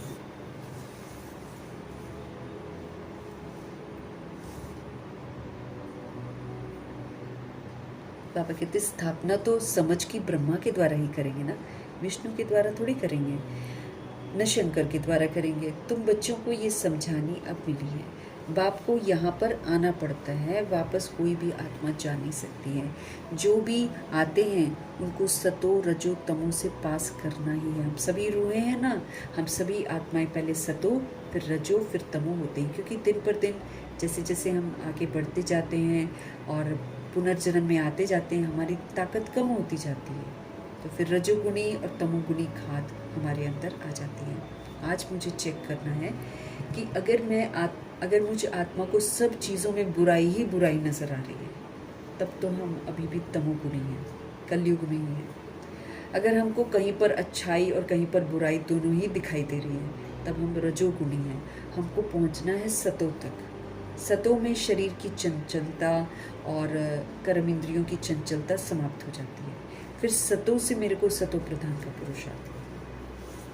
सबसे पहले तो ये तमोगुण और रजोगुण जो हमारे अंदर है, इसको ख़त्म करना है। रिटर्न जर्नी है ना, तो रिटर्न जर्नी में जो मेरे अंदर है वो बाहर निकलेगा ज़रूर, लेकिन जब निकलेगा तो मुझे उसके वशीभूत नहीं होना, इसका ख्याल रखना है मुझे।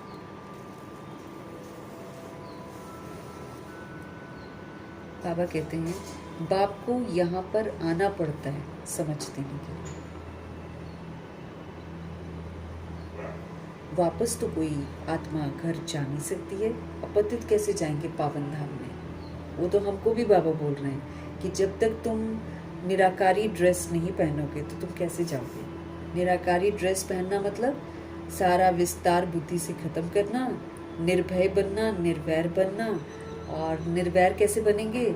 जब हम सभी के साथ सतोगुणी सतयुगी व्यवहार करेंगे तो मेरा वैर सबके साथ खत्म। जब वैर खत्म हो जाएगा तो मुझे डर नहीं लगेगा। लेकिन अगर एक रूह के बारे भी कुछ उल्टा मेरे मन में चलता है तो मुझे डर बहुत लगेगा, क्योंकि वही रूह सामने आ जाएगी विनाश के समय। बाबा को याद नहीं करनी देगी। क्यों? क्योंकि मैंने उसको मुक्त नहीं किया। बाबा कहते वापस थोड़ी कोई घर जा सकता है, आत्मा नहीं जा सकती वापस घर, यहीं पर रहती है। अब यहाँ पर जब हम सतोगुणी बन जाएंगे, निराकारी और शरीरी की ड्रेस पहन लेंगे, फिर हम जाएंगे, फिर हम बाबा के साथ उड़ जाएंगे, क्योंकि बिंदी जाएगी बाबा कहते हैं। इसलिए जीते जी मुझे सारे विस्तार को बुद्धि से हटा देना। रहना है, पाठ भी बजाना है, लेकिन उसको अपना नहीं समझना है कि ये मेरा है, अधिकार नहीं जमाना है उस पर। जो भी आते हैं उनको सतो रजो तमो से पास करना ही है। श्री कृष्ण भी पूरे 84 जन्म लेते हैं और पूरे 5000 वर्ष उन्होंने पाठ बजाया है। जब आत्मा पेट में है तो भी जन्म तो है ना, आ गई ना रूह अंदर। रूह जब आती है तीसरे चौथे महीने में, जो भी आती है, तो जन्म तो हो गया उसका, भुगतती है फिर अंदर में है 4-5 महीने क्योंकि 9 महीने वो लोग बोलते हैं कि अंदर रहता है, 9 महीने थोड़े, तीसरे चौथे महीने में तो वो प्रवेश करती है अंदर।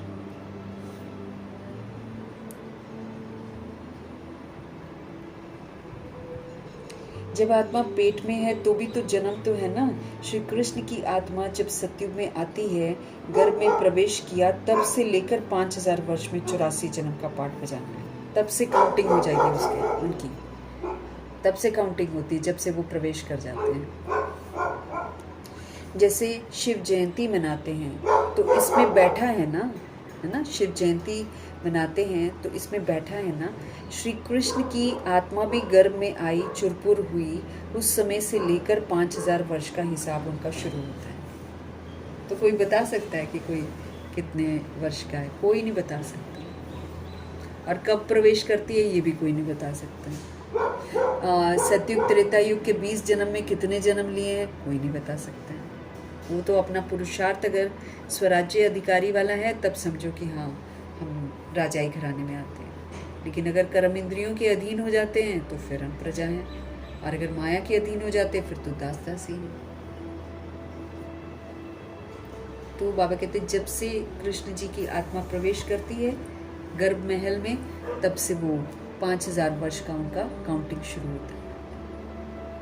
अगर कम जास्ती हो तो फिर 5000 वर्ष में कम हो जाए। ये बड़ी सूक्ष्म समझने की बातें हैं। बच्चे जानते हैं श्री कृष्ण की आत्मा फिर से ये ज्ञान ले रही है, फिर से श्री कृष्ण बनने के लिए। तुम भी कंसपुरी से कृष्णपुरी में जाते हो। ये बातें बाप बैठ बच्चों को समझाते हैं। हम भी पहले कंसपुरी में थे, फिर बाबा ने हमको संगमपुरी में लाया, और फिर अब हमको कृष्णपुरी में चलने की तैयारी करनी है। तो तुम भी कंसपुरी से कृष्णपुरी में जाते हो। ये बातें बाप बैठ बच्चों को समझाते हैं। बाबा कहते हैं माया बड़ी दुष्टर है। इतना बाबा हमको समझाते हैं, फिर माया 1 सेकंड में हमको विस्मृत कर देती है। माया बड़ी दुष्टर है, अच्छे अच्छे महारथियों को भी ये हरा देती है। दिमाग उनका भी खराब कर देती है। अच्छे अच्छे जो महारथियों की लिस्ट में हैं, वो भी अगर थोड़ा सा इधर उधर हुए तो उनको भी इधर उधर कर देती है। ज्ञान लेते लेते कहाँ ग्रहचारी बैठ जाती हैं।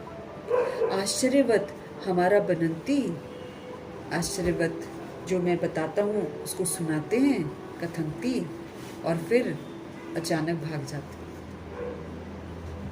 अहो माया, फिर भी भागंती हो जाती हैं आत्माएं। कमाई में ग्रहचारी बैठ जाती है। राहु का ग्रहण सबको लगा हुआ है, सब पर राहु है। अगर हम बाबा की श्रीमत पर नहीं चलते हैं ना, तब राहु लगता है। तो इस समय तो कोई भी भगवान की श्रीमत पर नहीं चलता, तो सबको राहु का ग्रहण लगा हुआ है। ये हटेगा तब जब हम श्रीमत पर चलेंगे। ये पत्थर पहनने से, पूजा करने से, कुछ करने से ये ग्रहचारी नहीं उतरने वाली है। वो तो तसल्ली के लिए, कलयुग है ना, तो सबको बोल देते ये वाला स्टोन पहन लो, इस स्टोन से ठीक हो जाएगा। कुछ नहीं होता है स्टोन पहनने से। जब तक हम बदलेंगे नहीं अपने आप को, ग्रहचारी हटेगी थोड़ी।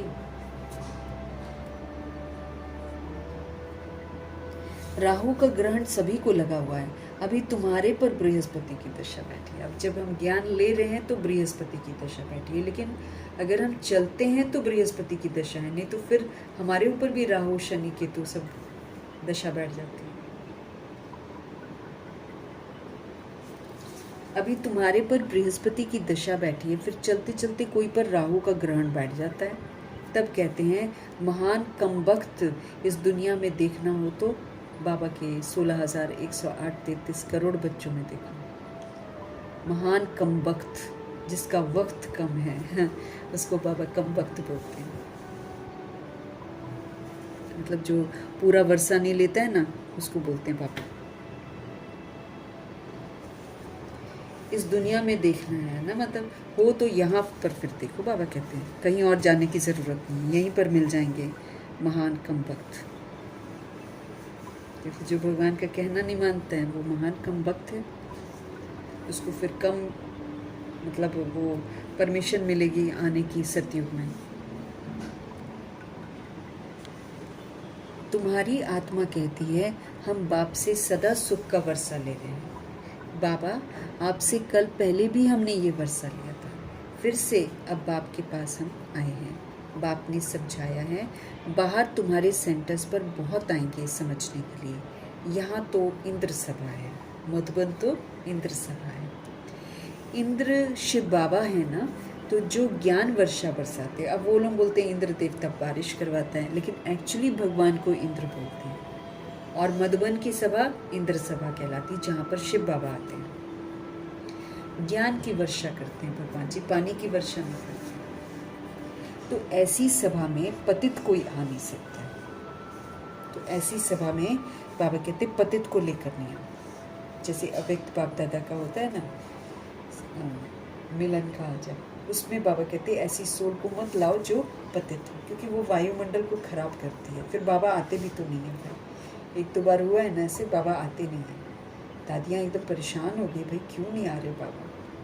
तब बाबा ने बोल दिया था गुलजार दादी को कि सभा में पतित बैठा हुआ है, और वो परखने के लिए आया था कि इन लोगों को पता चलता है कि नहीं।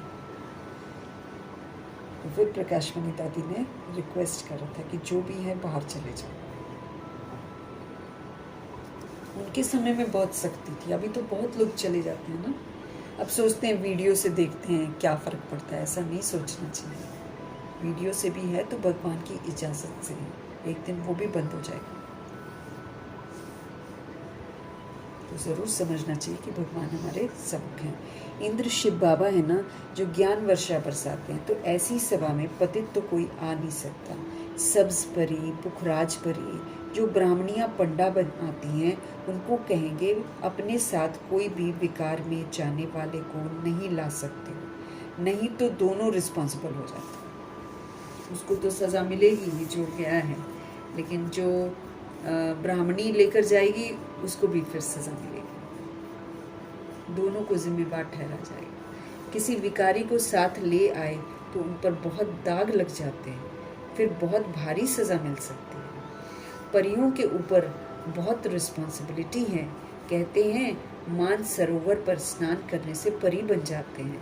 वास्तव में ये है ज्ञान मान सरोवर। यहाँ पर ज्ञान की वर्षा होती है। ज्ञान में आत्मा स्नान करती है तो पवित्र बनती है। तो इसको ज्ञान मान सरोवर कहते हैं। बाबा मनुष्य तन में आकर हमको ज्ञान वर्षा हम पर बरसाते हैं। ज्ञान सागर है ना, तुम नदी भी हो, सरोवर भी हो। ज्ञान सागर इसमें बैठ बच्चों को लायक बनाते हैं। किनमें? ब्रह्मा जी में। स्वर्ग में जाने के लिए हमको लायक बना रहे हैं। स्वर्ग में ही है श्री लक्ष्मी नारायण का राज्य। ये है प्रवृत्ति मार्ग का एम ऑब्जेक्ट। कहते हैं हम दोनों ज्ञान चिता पर बैठ लक्ष्मी नारायण बनने वाले हैं। ऊंच मर्तबा पाना है ना, तो आधा कल्प आत्माएं तड़पती रहती हैं। बाबा आओ, आकर हमको राजयोग सिखलाओ, हमको पावन बनाओ। बाप इशारा देते हैं, भारतवासी जो देवी देवताओं को मानने वाले हैं उन्होंने ज़रूर 84 जन्म भोगे हैं। भारतवासी वो जिन्होंने भारत को स्वर्ग बनाने में मदद की, सिर्फ वही भारतवासी कहलाते हैं जिन्होंने भारत को स्वर्ग बनाने की मदद की। तो भारतवासी वही भारतवासी क्या करते हैं? भक्ति मार्ग में खुद ही देवी देवताओं की पूजा करते हैं। उन्होंने ज़रूर 84 जन्म भोगे हैं। तो जो देवी देवताओं के भगत हैं, कोशिश कर उनको समझाओ।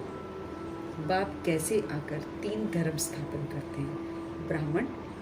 ब्राह्मण बनकर फिर हमको पढ़ाते हैं। उसमें से कुछ लोग सूर्यवंशी बनते हैं, कुछ लोग चंद्रवंशी बनते हैं। तो ये 3 धर्म हो गए। सूर्यवंशी ये ज्ञान सूर्य की श्रीमत पर पूरा चलते हैं तो फुल बनते हैं, फ्लॉलेस बनते हैं, तो ये सूर्यवंशी कहलाते हैं। ये अपनी मनमत पर नहीं चलते हैं। और फिर है चंद्रवंशी, 1250 वर्ष के बाद आते हैं। तो चंद्रवंशी जो हैं वो अपनी बुराइयों से लड़ने का काम करते रहते हैं। उनको ये नहीं रहता है कि हम ज्ञान सूर्य की श्रीमत पर चलें। वो पहले ख़त्म करने की कोशिश करते हैं बुराइयों को, और माया उनसे परीक्षा लेती रहती है, ख़त्म ही नहीं करने देती है। और मम्मा बाबा श्रीमत पर चलते हैं तो बुराइयाँ ख़त्म हो जाती हैं। ऐसे करके पुरुषार्थ चलता है। तो जो ज्ञान सूर्य की श्रीमत पर पूरा चलते हैं वो सूर्यवंशी बन जाते हैं, और जो खुद से लड़ते रहते हैं वो फिर चंद्रवंशी बनते हैं।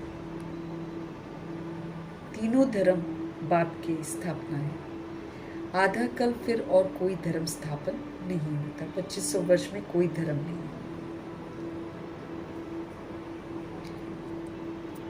फिर आधा कल्प में कितने मठपंथ, फिर से द्वापर युग से फिर धर्मों की स्थापना होती है, फिर मठपंथों की भी होती है। कहाँ आधा कल्प में एक धर्म, सो भी संगम युग पर भविष्य के लिए राजधानी स्थापन करते हैं। वो सब पुरानी दुनिया में है, पुरानी दुनिया में ही अपना धर्म स्थापन करते हैं। यहाँ बाप आधा कल्प के लिए एक धर्म की स्थापना करते हैं। कोई और में पावर नहीं है, सिर्फ बाबा ही कर सकते हैं ये कार्य, वही करवा सकते हैं। बाप तुमको अपना बनाकर सूर्यवंशी चंद्रवंशी घराना स्थापन करके बाकी सबका जो है विनाश हो जाता है और सभी आत्माएं शांति में चली जाती हैं। तुम सुख में आते हो, उस समय दुख कोई भी नहीं होता।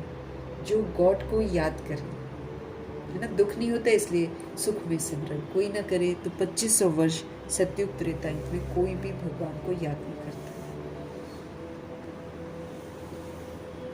ये ज्ञान भी तुम्हारी बुद्धि में है, तुम जानते हो। बाप जो ज्ञान का सागर है वो हम आत्माओं को इस समय नॉलेज दे रहे हैं। सागर तो एक ही है, तुम अपने को सागर नहीं कहलाएंगे, तुम उनके मददगार बनते हो, इसलिए तुम्हारा नाम है ज्ञान गंगाएं। तो जो मदद करते हैं औरों की सेवा करने में, वो ज्ञान गंगाएं कहलाती हैं। बाकी वो है पानी की नदियाँ। बाप कहते हैं मुझ सागर के तुम बच्चे काम चिता पर बैठकर चल मरे। तुम तो इतने अच्छे थे और तुम काम चिता पर बैठकर जल मरे हो, अर्थात तुम पतित बन पड़े हो। अब फिर तुम मुझे याद करो। याद करोगे तो तुम पावन बन जाओगे। ये सृष्टि का चक्र 5000 वर्ष का है, ये भी किसी को पता नहीं है। लोग तो लाखों बोल रहे हैं, यहाँ पर भगवान जी बोल रहे हैं 5000 वर्ष में ही ये हाल हो गया कि इसकी समाप्ति होनी बहुत ज़रूरी होगी। तो ये सृष्टि का चक्र 5000 वर्ष का है, ये भी किसी को पता नहीं है। सृष्टि का चक्र पूरे 4 भाग में है। स्वास्तिक जो बनाते हैं 4 युग है ना। ये संगम युग, ये सबसे कल्याणकारी युग है, क्योंकि इसमें कल्याणकारी परमपिता परमात्मा आते हैं।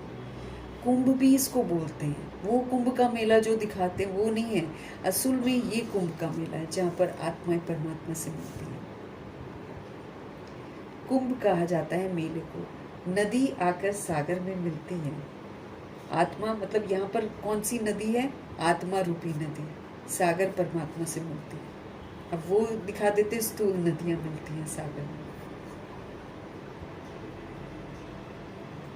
आत्मा आकर परमात्मा से मिलती है, इसको कुंभ कहते हैं। आत्मा और परमात्मा का मेला भी तुम देखते हो, तुम आपस में मिलते हो, सेमिनार भी करते हो, इसको कुंभ थोड़ी कहेंगे। सागर तो अपनी जगह पर बैठे हैं, इस तन में है ना, तो जहाँ इनका तन वहाँ ज्ञान का सागर है। बाकी तुम आपस में ज्ञान गंगाएं मिलती हो। नदियाँ छोटी बड़ी तो होती है ना, वहाँ स्नान करने जाते हैं। गंगा यमुना सरस्वती आदि तो हैं ही। दिल्ली यमुना का कंठा है, स्वर्ग। दिल्ली के लिए कहते हैं परिस्तान था, फिर से ये दिल्ली क्या बनेगी? परिस्तान बनेगी। ये वाली खाली नहीं जो दिखाई दे रही है तो खत्म हो जाएगी, लेकिन और भी दिल्ली का हिस्सा है जो अभी दिखाई नहीं दे रहा है। जब लक्ष्मी नारायण का राज्य था, ऐसे नहीं कि श्री कृष्ण का राज्य था, राधे कृष्ण, क्योंकि कृष्ण तो छोटा बच्चा है ना, तो जब वो नारायण बनते हैं तब राज्य चलता है। राधे कृष्ण युगल हो तब तो राज्य कर सकें। अब राधे कृष्ण थोड़ी युगल होते हैं, ये जब बड़े होते हैं तब इनका नाम चेंज होता है, तब इनका स्वयं होता है। अब तुम बच्चे कितनी खुशी में हो। माया के तूफान वो तो बहुत आएंगे, उनसे घबराना नहीं। बेहद की बॉक्सिंग होती है, बॉक्सिंग है, वो जान के आएगी, हमको गिराने की कोशिश करेगी, हमको गिरना नहीं।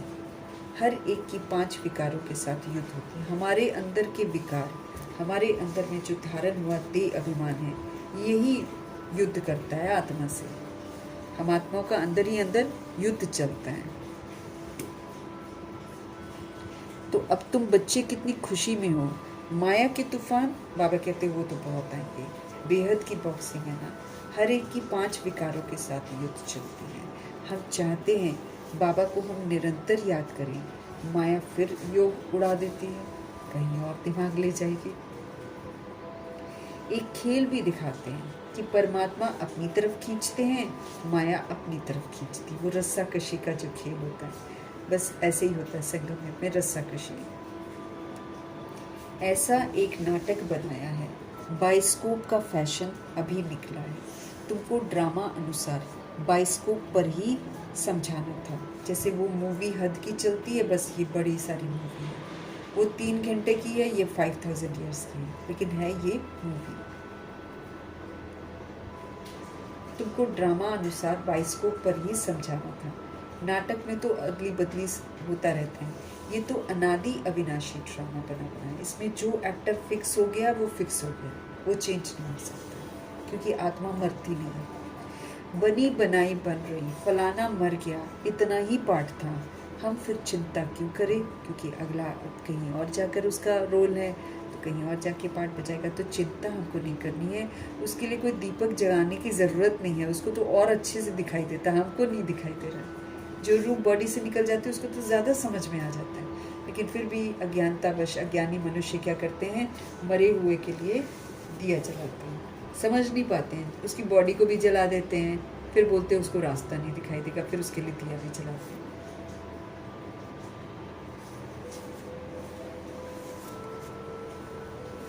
ड्रामा है ना, बाबा कहते हैं, जिसने जब शरीर छोड़ना हुआ वो छोड़ देगा। शरीर छोड़ दिया फिर थोड़ी आ सकता है, वो रोने से फ़ायदा क्या है, वो आएगा ही नहीं वापस, कितना मर्जी भी हम बोलते रहें, आएगा नहीं वापस। इसीलिए जीते जी सबके साथ अच्छा पार्ट बजा लेना, नहीं तो पश्चाताप ही रह जाता है ना। हम लोग नहीं तो जीते जी करते नहीं है, फिर बाद में जब कोई शरीर छोड़ देता है फिर हमको बुरा लगता है ना। तो इसीलिए बाबा कहते हैं कि पहले ही अच्छा, अब बाबा हमको इसीलिए तो बोलते हैं सबके साथ सतुगुनी सतयुगी पाठ बजाओ, इससे हम निर्बंधन हो जाए। बाबा कहते तुम रोगे तो वो थोड़ी आएगा, इसलिए रोने से फायदा नहीं है। इसका नाम ही है दुख धाम। सतयुग में मोह जीत राजाएं होते हैं, उनको किसी चीज़ से मोह नहीं होता है, अपनी बॉडी से भी नहीं होता है, रिश्तों से भी नहीं होता है। इस पर कहानी भी है। सतयुग में मोह की बात ही नहीं होती है। यहाँ तो मनुष्यों का कितना मोह है, किसको रोना ना आए तो रोकर भी उनको रुला देंगे ऐसे। अगर किसी को रोना नहीं आता है ना तो उसको भी बोलेंगे नहीं तो रो। अब जैसे छोटा बच्चा पैदा होता है, अगर वो नहीं रोता है तो उसको पिंच करते हैं, अब उसका नहीं रोना अपशगुन मानते हैं। और रोना देखो ये कैसा दुखधाम है, रुला के खुश होता है, उसकी ज़िंदगी की शुरुआत रुला के करना चाहता है। अजीब अजीब सोच है आत्माओं की। तो बाबा कहते हैं किसी को अगर रोना नहीं आता है ना तो उसको भी ज़बरदस्ती रुलाते हैं। तो समझे कि ये अफसोस करते हैं, बोलते हैं रोना ज़रूरी है, नहीं तो लोग सोचेंगे इसको अफसोस ही नहीं तो ग्लानि हो जाए। भारत में ही ये सारे रिवाज है भारत में ही सुख, भारत में ही बहुत दुख होता है। भारत में गॉड गॉडेस राज्य करते थे। विदेशी लोग तो पुराने चित्र बड़ी खुशी से लेते हैं, पुरानी चीज़ का मान होता है ना। सबसे पुराना शिव तो यहाँ आया था ना, उनकी कितनी पूजा करते हैं। अब तो शिव बाबा आया है, तुम पूजा नहीं करेंगे, वो होकर गया है तो उनकी पूजा करते रहते हैं। बाबा कहते हैं सबसे पुराना शिव तो यहाँ आया था ना, उनकी कितनी पूजा करते हैं लोग। 12 ज्योतिर्लिंग बनाकर, 12 मंदिर बनाकर पूजा करते हैं, और भी तरह तरह की जगहों पर मंदिर बना के शिव का स्थान ज़रूर बनाते हैं, शालिग्रामों का बनाते हैं और फिर उनकी पूजा करते हैं। तो मनुष्यों को इस समय कितना मोह हो गया है, किसको रोना नहीं आएगा तो रो कर भी उसको रुलाएंगे, समझेंगे ये अफसोस नहीं करते हैं ना, तो रो कर ही अफसोस होता है, नहीं तो गिलानी हो जाए। भारत में ही ये सारे रिवाज हैं, भारत में ही सुख, भारत में ही बहुत दुख होता है। भारत में गॉड गॉडेस राज्य करते हैं। विदेशी लोग पुराने चित्र बड़ी खुशी से लेते हैं, पुरानी चीज़ का मान होता है ना। सबसे पुराना शिव तो यहाँ पर आया था ना, उनकी कितनी पूजा करते हैं। अब तो शिव बाबा आया हुआ है तो तुम पूजा थोड़ी करोगे, वो होकर गया है ना तो उनकी पूजा करते हैं। जो यादगार है वो पिछली बार जो हुआ था उसका यादगार है। अभी जो बाबा आते हैं इसमें थोड़ी हम पूजा करेंगे, इसमें तो फिर हम लायक बनने की तरफ टेंशन देंगे।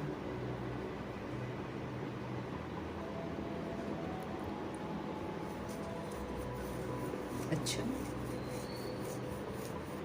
मीठे मीठे सिकिलते बच्चों प्रति माता पिता बाप दादा का याद प्यार और गुड मॉर्निंग। रूहानी बाप की रूहानी बच्चों को नमस्ते। हम रूहानी बच्चों की भी रूहानी बाप को दिल से, जान से, सिख से, प्रेम से, अदब से, पूरी रिस्पेक्ट से, पूरे रिगार्ड से प्यार भरी नमस्ते और मोहब्बत भरी नमस्ते, स्नेह भरी नमस्ते और तहे दिल से मीठे परमात्मा जी का धन्यवाद करते हुए धारणा के लिए मुख्य सार। ड्रामा के ज्ञान को बुद्धि में रख निश्चिंत बनना है। ड्रामा कल्याणकारी है, ड्रामा न्यायकारी है। कुछ भी होता है वो हमारा हिसाब किताब चुकत करा के हमको फ्री कर रहा है। उसमें कहीं भी किसी भी सोल के साथ अन्याय नहीं होगा, सबके साथ न्याय होगा। किसी भी प्रकार की चिंता हमको नहीं करनी है, क्योंकि जानते हैं कि ये बनी बनाई बन रही है। अब हमको निर्मोही बनना है, किसी से कोई अटैचमेंट नहीं रखनी है।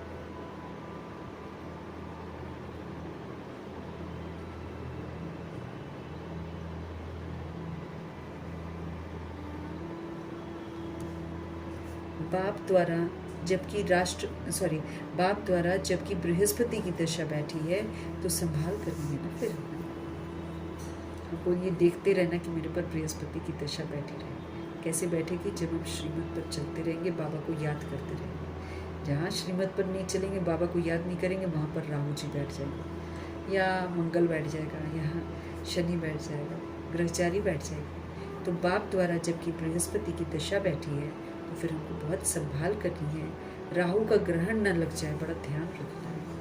क्योंकि जब जब हम बाबा की शिक्षाओं को भूलते हैं और लोग अपने मन में सोचते हैं कि ये क्या भगवान के बच्चे हैं, तो भगवान के पास वो आवाज़ पहुंचती है और राहु का ग्रहण लग जाता है। तो जितने भी ग्रह हैं वो हमको तब पनिश करते हैं या उनकी ग्रहचारी हम पर तब बैठती है जब हम रूहें बाबा की श्रीमत पर नहीं चलते हैं।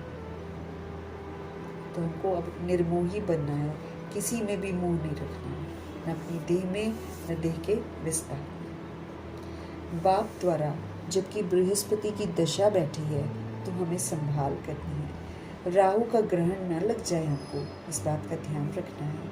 कोई भी ग्रहचारी हो तो उसे ज्ञान दान से समाप्त करना है।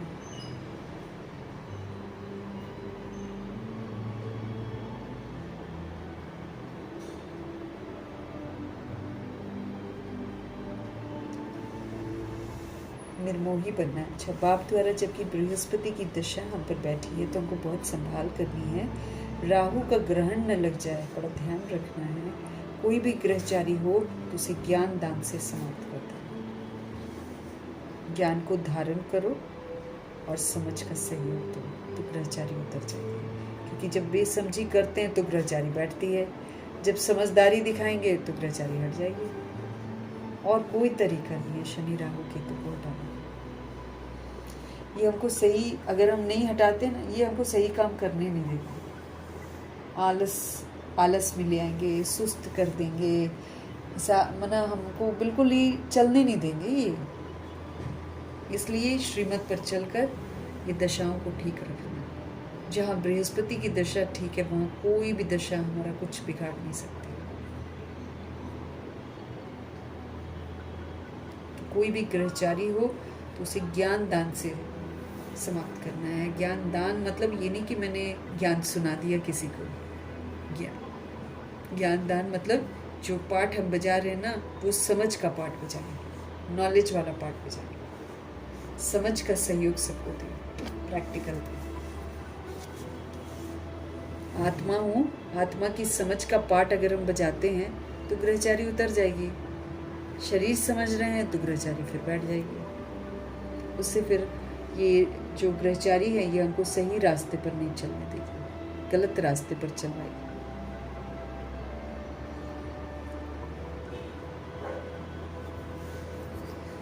सतगुरु जी का आज का वरदान,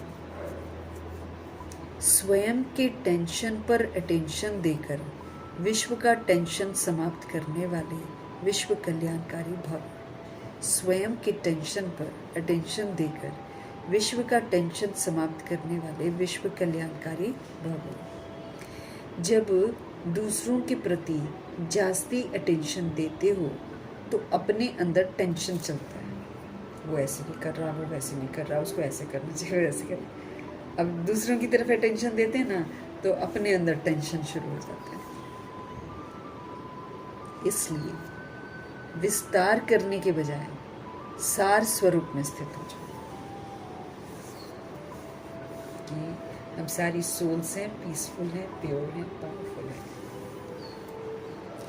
विस्तार करने के बजाय सार स्वरूप में स्थित हो जाओ। क्वांटिटी के संकल्पों को समाकर क्वालिटी वाले संकल्प करो। पहले अपनी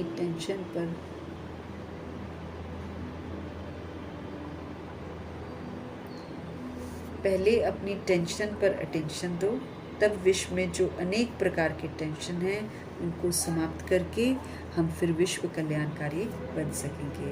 पहले अपने आप को हम देखें, फिर अपनी सेवा हम पहले करें स्व परिवर्तन की, और अपनी सर्विस की तो दूसरों की सर्विस तो ऑटोमेटिकली हो जाएगी। जैसे दादी जान की बताती है, जब उनसे पूछा गया कि आप सेवा कैसे करते हो, क्या करते हो, तो उन्होंने यही बोला था, मैं 100% अपने ऊपर अटेंशन रखती हूँ, बस ये है सेवा। तो बाबा हमको समझ दे रहे हैं कि आप खुद को देखो, आप अपनी सेवा पहले करो, अपनी सर्विस की तो दूसरों की सर्विस ऑटोमेटिकली हो जाएगी। अगर हम 100% अटेंशन अपने पर रखते हैं तो दूसरों की सेवा ही तो कर रहे हैं, और क्या कर रहे हैं। दूसरों की सेवा स्वतः ही होगी। तो स्वयं के टेंशन पर अटेंशन देकर कि क्यों टेंशन होता है, उस टेंशन पर अटेंशन देकर विश्व का टेंशन समाप्त करने वाले विश्व कल्याणकारी भाव।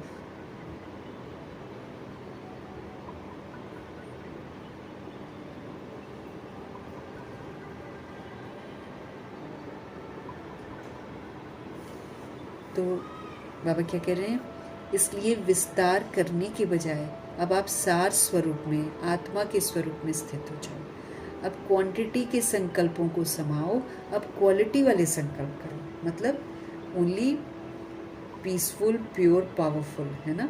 सकारात्मक संकल्प हो, समर्थ संकल्प हो, कल्याणकारी संकल्प हो, ऐसे वाले संकल्प हो, सारे पावरफुल संकल्प करने हैं। तो बाबा कहते क्वांटिटी मत करो। जब हम समर्थ संकल्प करेंगे ना तो क्वांटिटी नहीं बनती है, बहुत कम ही निकलते हैं बुद्धि से समर्थ संकल्प। तो बाबा कहते क्वांटिटी के संकल्पों को समाओ और अब क्वालिटी वाले संकल्प करो। बजाय इसके कि तुम ये सोचो कि वो ऐसे कर रहा है, वो ऐसे कर रहा है, आप अपने मन में बोलो ये पीसफुल, प्योर, पावरफुल सोल है, ये महान आत्मा है, ये फरिश्ता है, ये ब्रह्मा जी की बिरादरी है। ऐसे करके पॉजिटिव वाले संकल्प सभी को करो।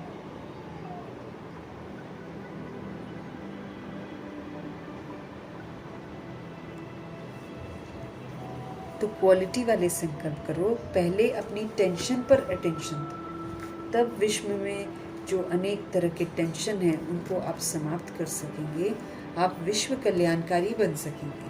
पहले आप अपने आप को देखो, अपनी सेवा पहले करो, स्व परिवर्तन की, अपनी सर्विस की, दूसरों की सर्विस अपने आप होती रहेगी। क्योंकि मेरा स्व परिवर्तन जब हो जाएगा तो मुझे सेवा करनी नहीं पड़ेगी, वो हमारा चेंज्ड फॉर्म अपने आप सेवा करेगा। इसलिए दूसरों की टेंशन लेना बंद करना है और अटेंशन देकर अपनी स्व स्थिति में टिकना है। जब हम स्व स्थिति में टिकेंगे, सार में टिक जाएंगे, तो हम विश्व की टेंशन को समाप्त करेंगे और वाकई फिर हम विश्व कल्याणकारी आत्मा कहलाएंगे। तो विश्व का कल्याण वही कर सकता है जो पहले स्व का कल्याणकारी बनेगा। जो स्व का परिवर्तन करेगा वही विश्व का परिवर्तन कर सकता है। स्लोगन है, योग की अनुभूति करनी है तो फिर दृढ़ता की शक्ति से अपने मन को कंट्रोल करो। ये मन मनमौजी है, हाँ, ये इधर उधर उड़न खटोला है, इसको आदत पड़ी हुई है, इसको आदत पड़ी हुई है इधर उधर भटकने की। बाबा कहते इसको पहले कंट्रोल करो। तुम मालिक हो।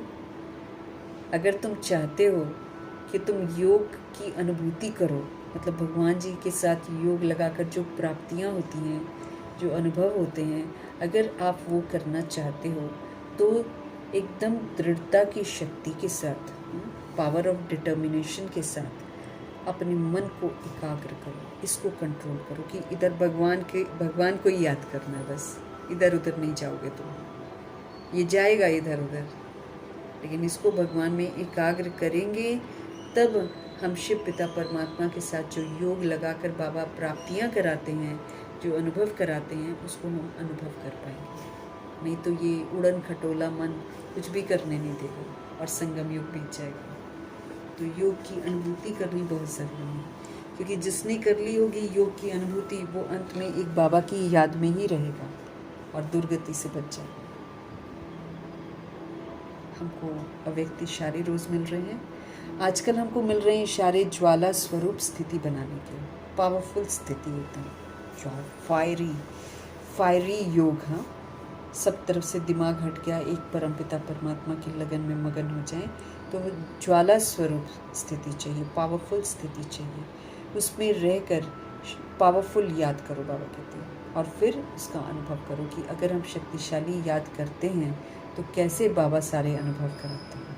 वो सारी फीलिंग को अनुभव करो। जितना स्थापना के निमित्त बने हुए ज्वाला रूप होंगे, उतना ही विनाश ज्वाला प्रत्यक्ष होगी। जितना स्थापना के निमित्त बने हुए ज्वाला रूप, मतलब हम समझ की स्थापना कर रहे हैं, हम समझ से पाठ बजा रहे हैं, तो जितना स्थापना के निमित्त बने हुए ज्वाला रूप हम होंगे, उतना ही विनाश ज्वाला प्रत्यक्ष होगी। जितना हम जगेंगे, उतना विनाशकारी जो शक्तियां हैं वो मतलब भड़केंगी फटाफट खत्म करने के लिए। विनाश ज्वाला प्रत्यक्ष हो जाएगी, क्योंकि हम आत्मिक स्थिति में अगर स्थित हो गए और वो हो गए, क्या कहते हैं, आत्म अभिमानी हो गए, जागृत अवस्था में हो गए, तो हमारी जगी हुई अवस्था ही तो सबको जगाएगी। वो फिर जब हमारे अंदर में पवित्रता की शक्ति आ जाएगी, पवित्रता की ताकत, तो दुनिया की अपवित्रता को वो भस्म कर देगी। इसलिए बाबा हमको बोल रहे हैं, जितना स्थापना के निमित्त बने हुए ज्वाला रूप होंगे, पावरफुल रूप होंगे, उतना ही विनाश ज्वाला प्रत्यक्ष होगी। संगठन रूप में ज्वाला रूप की याद विश्व के विनाश का कार्य संपन्न करेगी। जब इकट्ठे मिलकर हम ज्वाला रूप वाली याद करेंगे, तो ये जो विश्व है, जो अत्याचार और भ्रष्टाचार से जल रहा है, इसका विनाश का कार्य हो जाएगा। इसके लिए हर सेवा केंद्र पर विशेष योग का प्रोग्राम चलता रहे, तो विनाश ज्वाला को पंखा लगेगा। इसे आग सुलगाते हैं ना कि भड़के, और जो विनाश करने वाली आत्माएं हैं वो विनाश करें, है ना। तो बाबा कहते हैं बीच बीच में प्रोग्राम बनाओ, है ना, विशेष योग के प्रोग्राम चलते रहें, तो ये विनाश ज्वाला को क्या लगेगा, पंखा लगेगा, हवा लगेगी। योग अग्नि से विनाश की अग्नि जलेगी, ज्वाला से ज्वाला प्रज्वलित हो जाएगी। योग अग्नि, जितना हम सारे मिलकर योग करेंगे, उसकी जो अग्नि होगी ना, उससे विनाश की अग्नि जलेगी, ज्वाला से ज्वाला प्रज्वलित हो जाएगी। अब हमारी है इधर वाली जो आग है ये तो योग की आग है, लेकिन ये बड़ी प्योर और योग की आग जो है, वो जो विनाशकारी यादव हैं उनको भड़का देगी।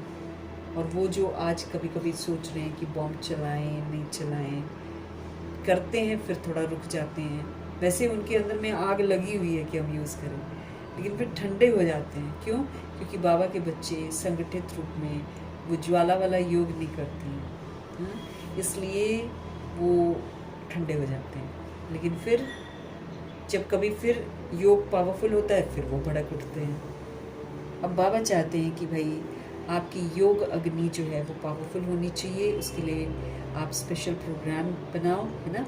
मिलकर विनाश ज्वाला को पंखा लगेगा, और फिर योग अग्नि से विनाश की अग्नि जलेगी, ज्वाला से ज्वाला प्रज्वलित होगी। क्योंकि क्यों कह रहे बाबा? क्योंकि बाबा कह रहे दुख और अशांति, अत्याचार, पाप बहुत बढ़ रहा है, और बाबा जानते हैं कि रूहें तो मरेंगी नहीं। कौन किसको खत्म करना है? बॉडी खत्म होगी ना, बॉडी का विस्तार खत्म होगा, रूह थोड़ी मरेगी। तो इसलिए बाबा चाहते हैं कि ये जो इतना गंदगी हो गई है, इतना अत्याचार, भ्रष्टाचार चले जा रहे हैं, हम तो अपने अपने घरों में आराम से बैठ जाते हैं, लेकिन जिनके साथ हादसे हो रहे हैं, उनकी दुखती रगों को अगर हम समझें, उनकी आवाज़ को अगर हम सुने, तो पता चलेगा कि कैसा लगता है। किडनैप करते हैं, फिर बच्चों को काटते हैं, कैसे वो बच्चे तड़पते हैं, कैसे उनका बिजनेस करते हैं, कैसे जानवरों को मार रहे हैं। ये सारी चीज़ें क्या हैं, ये हमको फील करवाती है ना। तो बाबा बोलते हैं ये सारा क्या है? अत्याचार, भ्रष्टाचार। जानवर तो बोल नहीं पाता है, उसको पकड़ के मार के खाते हैं, ताकि खुद वो लोग बड़े अच्छे बने। अपने शरीर के बच्चों के लिए ये लोग, इंसान कैसे करता है, उसको पकड़ेगा, उसको बचाएगा, उसको सब कुछ करेगा, और फिर दूसरे का भी तो बच्चा है ना। तो इस तरह के बहुत पाप हो रहे हैं, बहुत अत्याचार, बहुत भ्रष्टाचार होता है। तो इसलिए बाबा कहते हैं कि वो जो पुकार है, वो जो रूहों की तड़प है, वो बाबा तक पहुंचती है। इसलिए बाबा हम आत्माओं को बोलते हैं कि तुम ही लोग अपनी ज्वाला को और प्रज्वलित करो, ताकि ये गंदगी का, अत्याचार का, भ्रष्टाचार का विनाश हो जाए। तो जितना स्थापना के निमित्त बने हुए ज्वाला रूप होंगे, मतलब पूरा समझ का पाठ जो बजा रहे होंगे, आत्मा का पाठ जो बजा रहे होंगे, ज्वाला रूप होंगे, उतना ही बाबा कहते हैं विनाश ज्वाला भी फिर प्रत्यक्ष होगी। संगठन रूप में ज्वाला रूप की याद विश्व के विनाश का कार्य संपन्न करेगी। जब सारे मिलकर योग करेंगे, तो इसके लिए हर सेवा केंद्र पर विशेष योग के प्रोग्राम चलते रहें तो विनाश ज्वाला को पंखा लगेगा, सुलगाएंगे उसको। हाँ, योग अग्नि से विनाश की अग्नि जलेगी, ज्वाला से ज्वाला प्रज्वलित हो जाएगी। ऐसा बाबा चाहते हैं कि हम सभी पावरफुल बने और अत्याचार, भ्रष्टाचार, पापों का अंत करें।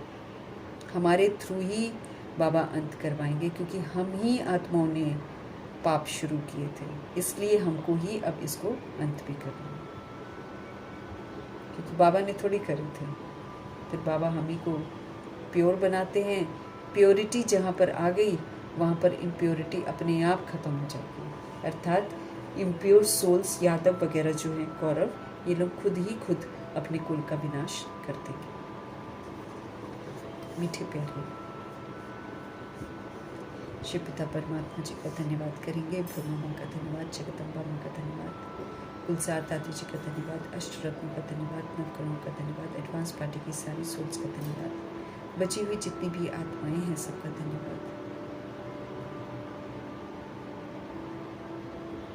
पांच तत्वों का धन्यवाद, ड्रामा का धन्यवाद, प्रकृति का धन्यवाद, माया का धन्यवाद, यमदूत का धन्यवाद, करोड़ों की आबादी का धन्यवाद, साधनों का धन्यवाद, साधन बनाने वालों का धन्यवाद, साथ में रहने वाली सोल्स का धन्यवाद, सहयोगी आत्मा का धन्यवाद, अविनाशी खजानों का धन्यवाद, समय का धन्यवाद, शरीर रूपी इंस्ट्रूमेंट का धन्यवाद, आप सभी सोल्स का धन्यवाद, सृष्टि की मेहमान नवाजी का तहे दिल से धन्यवाद करेंगे। धन्यवाद करते हुए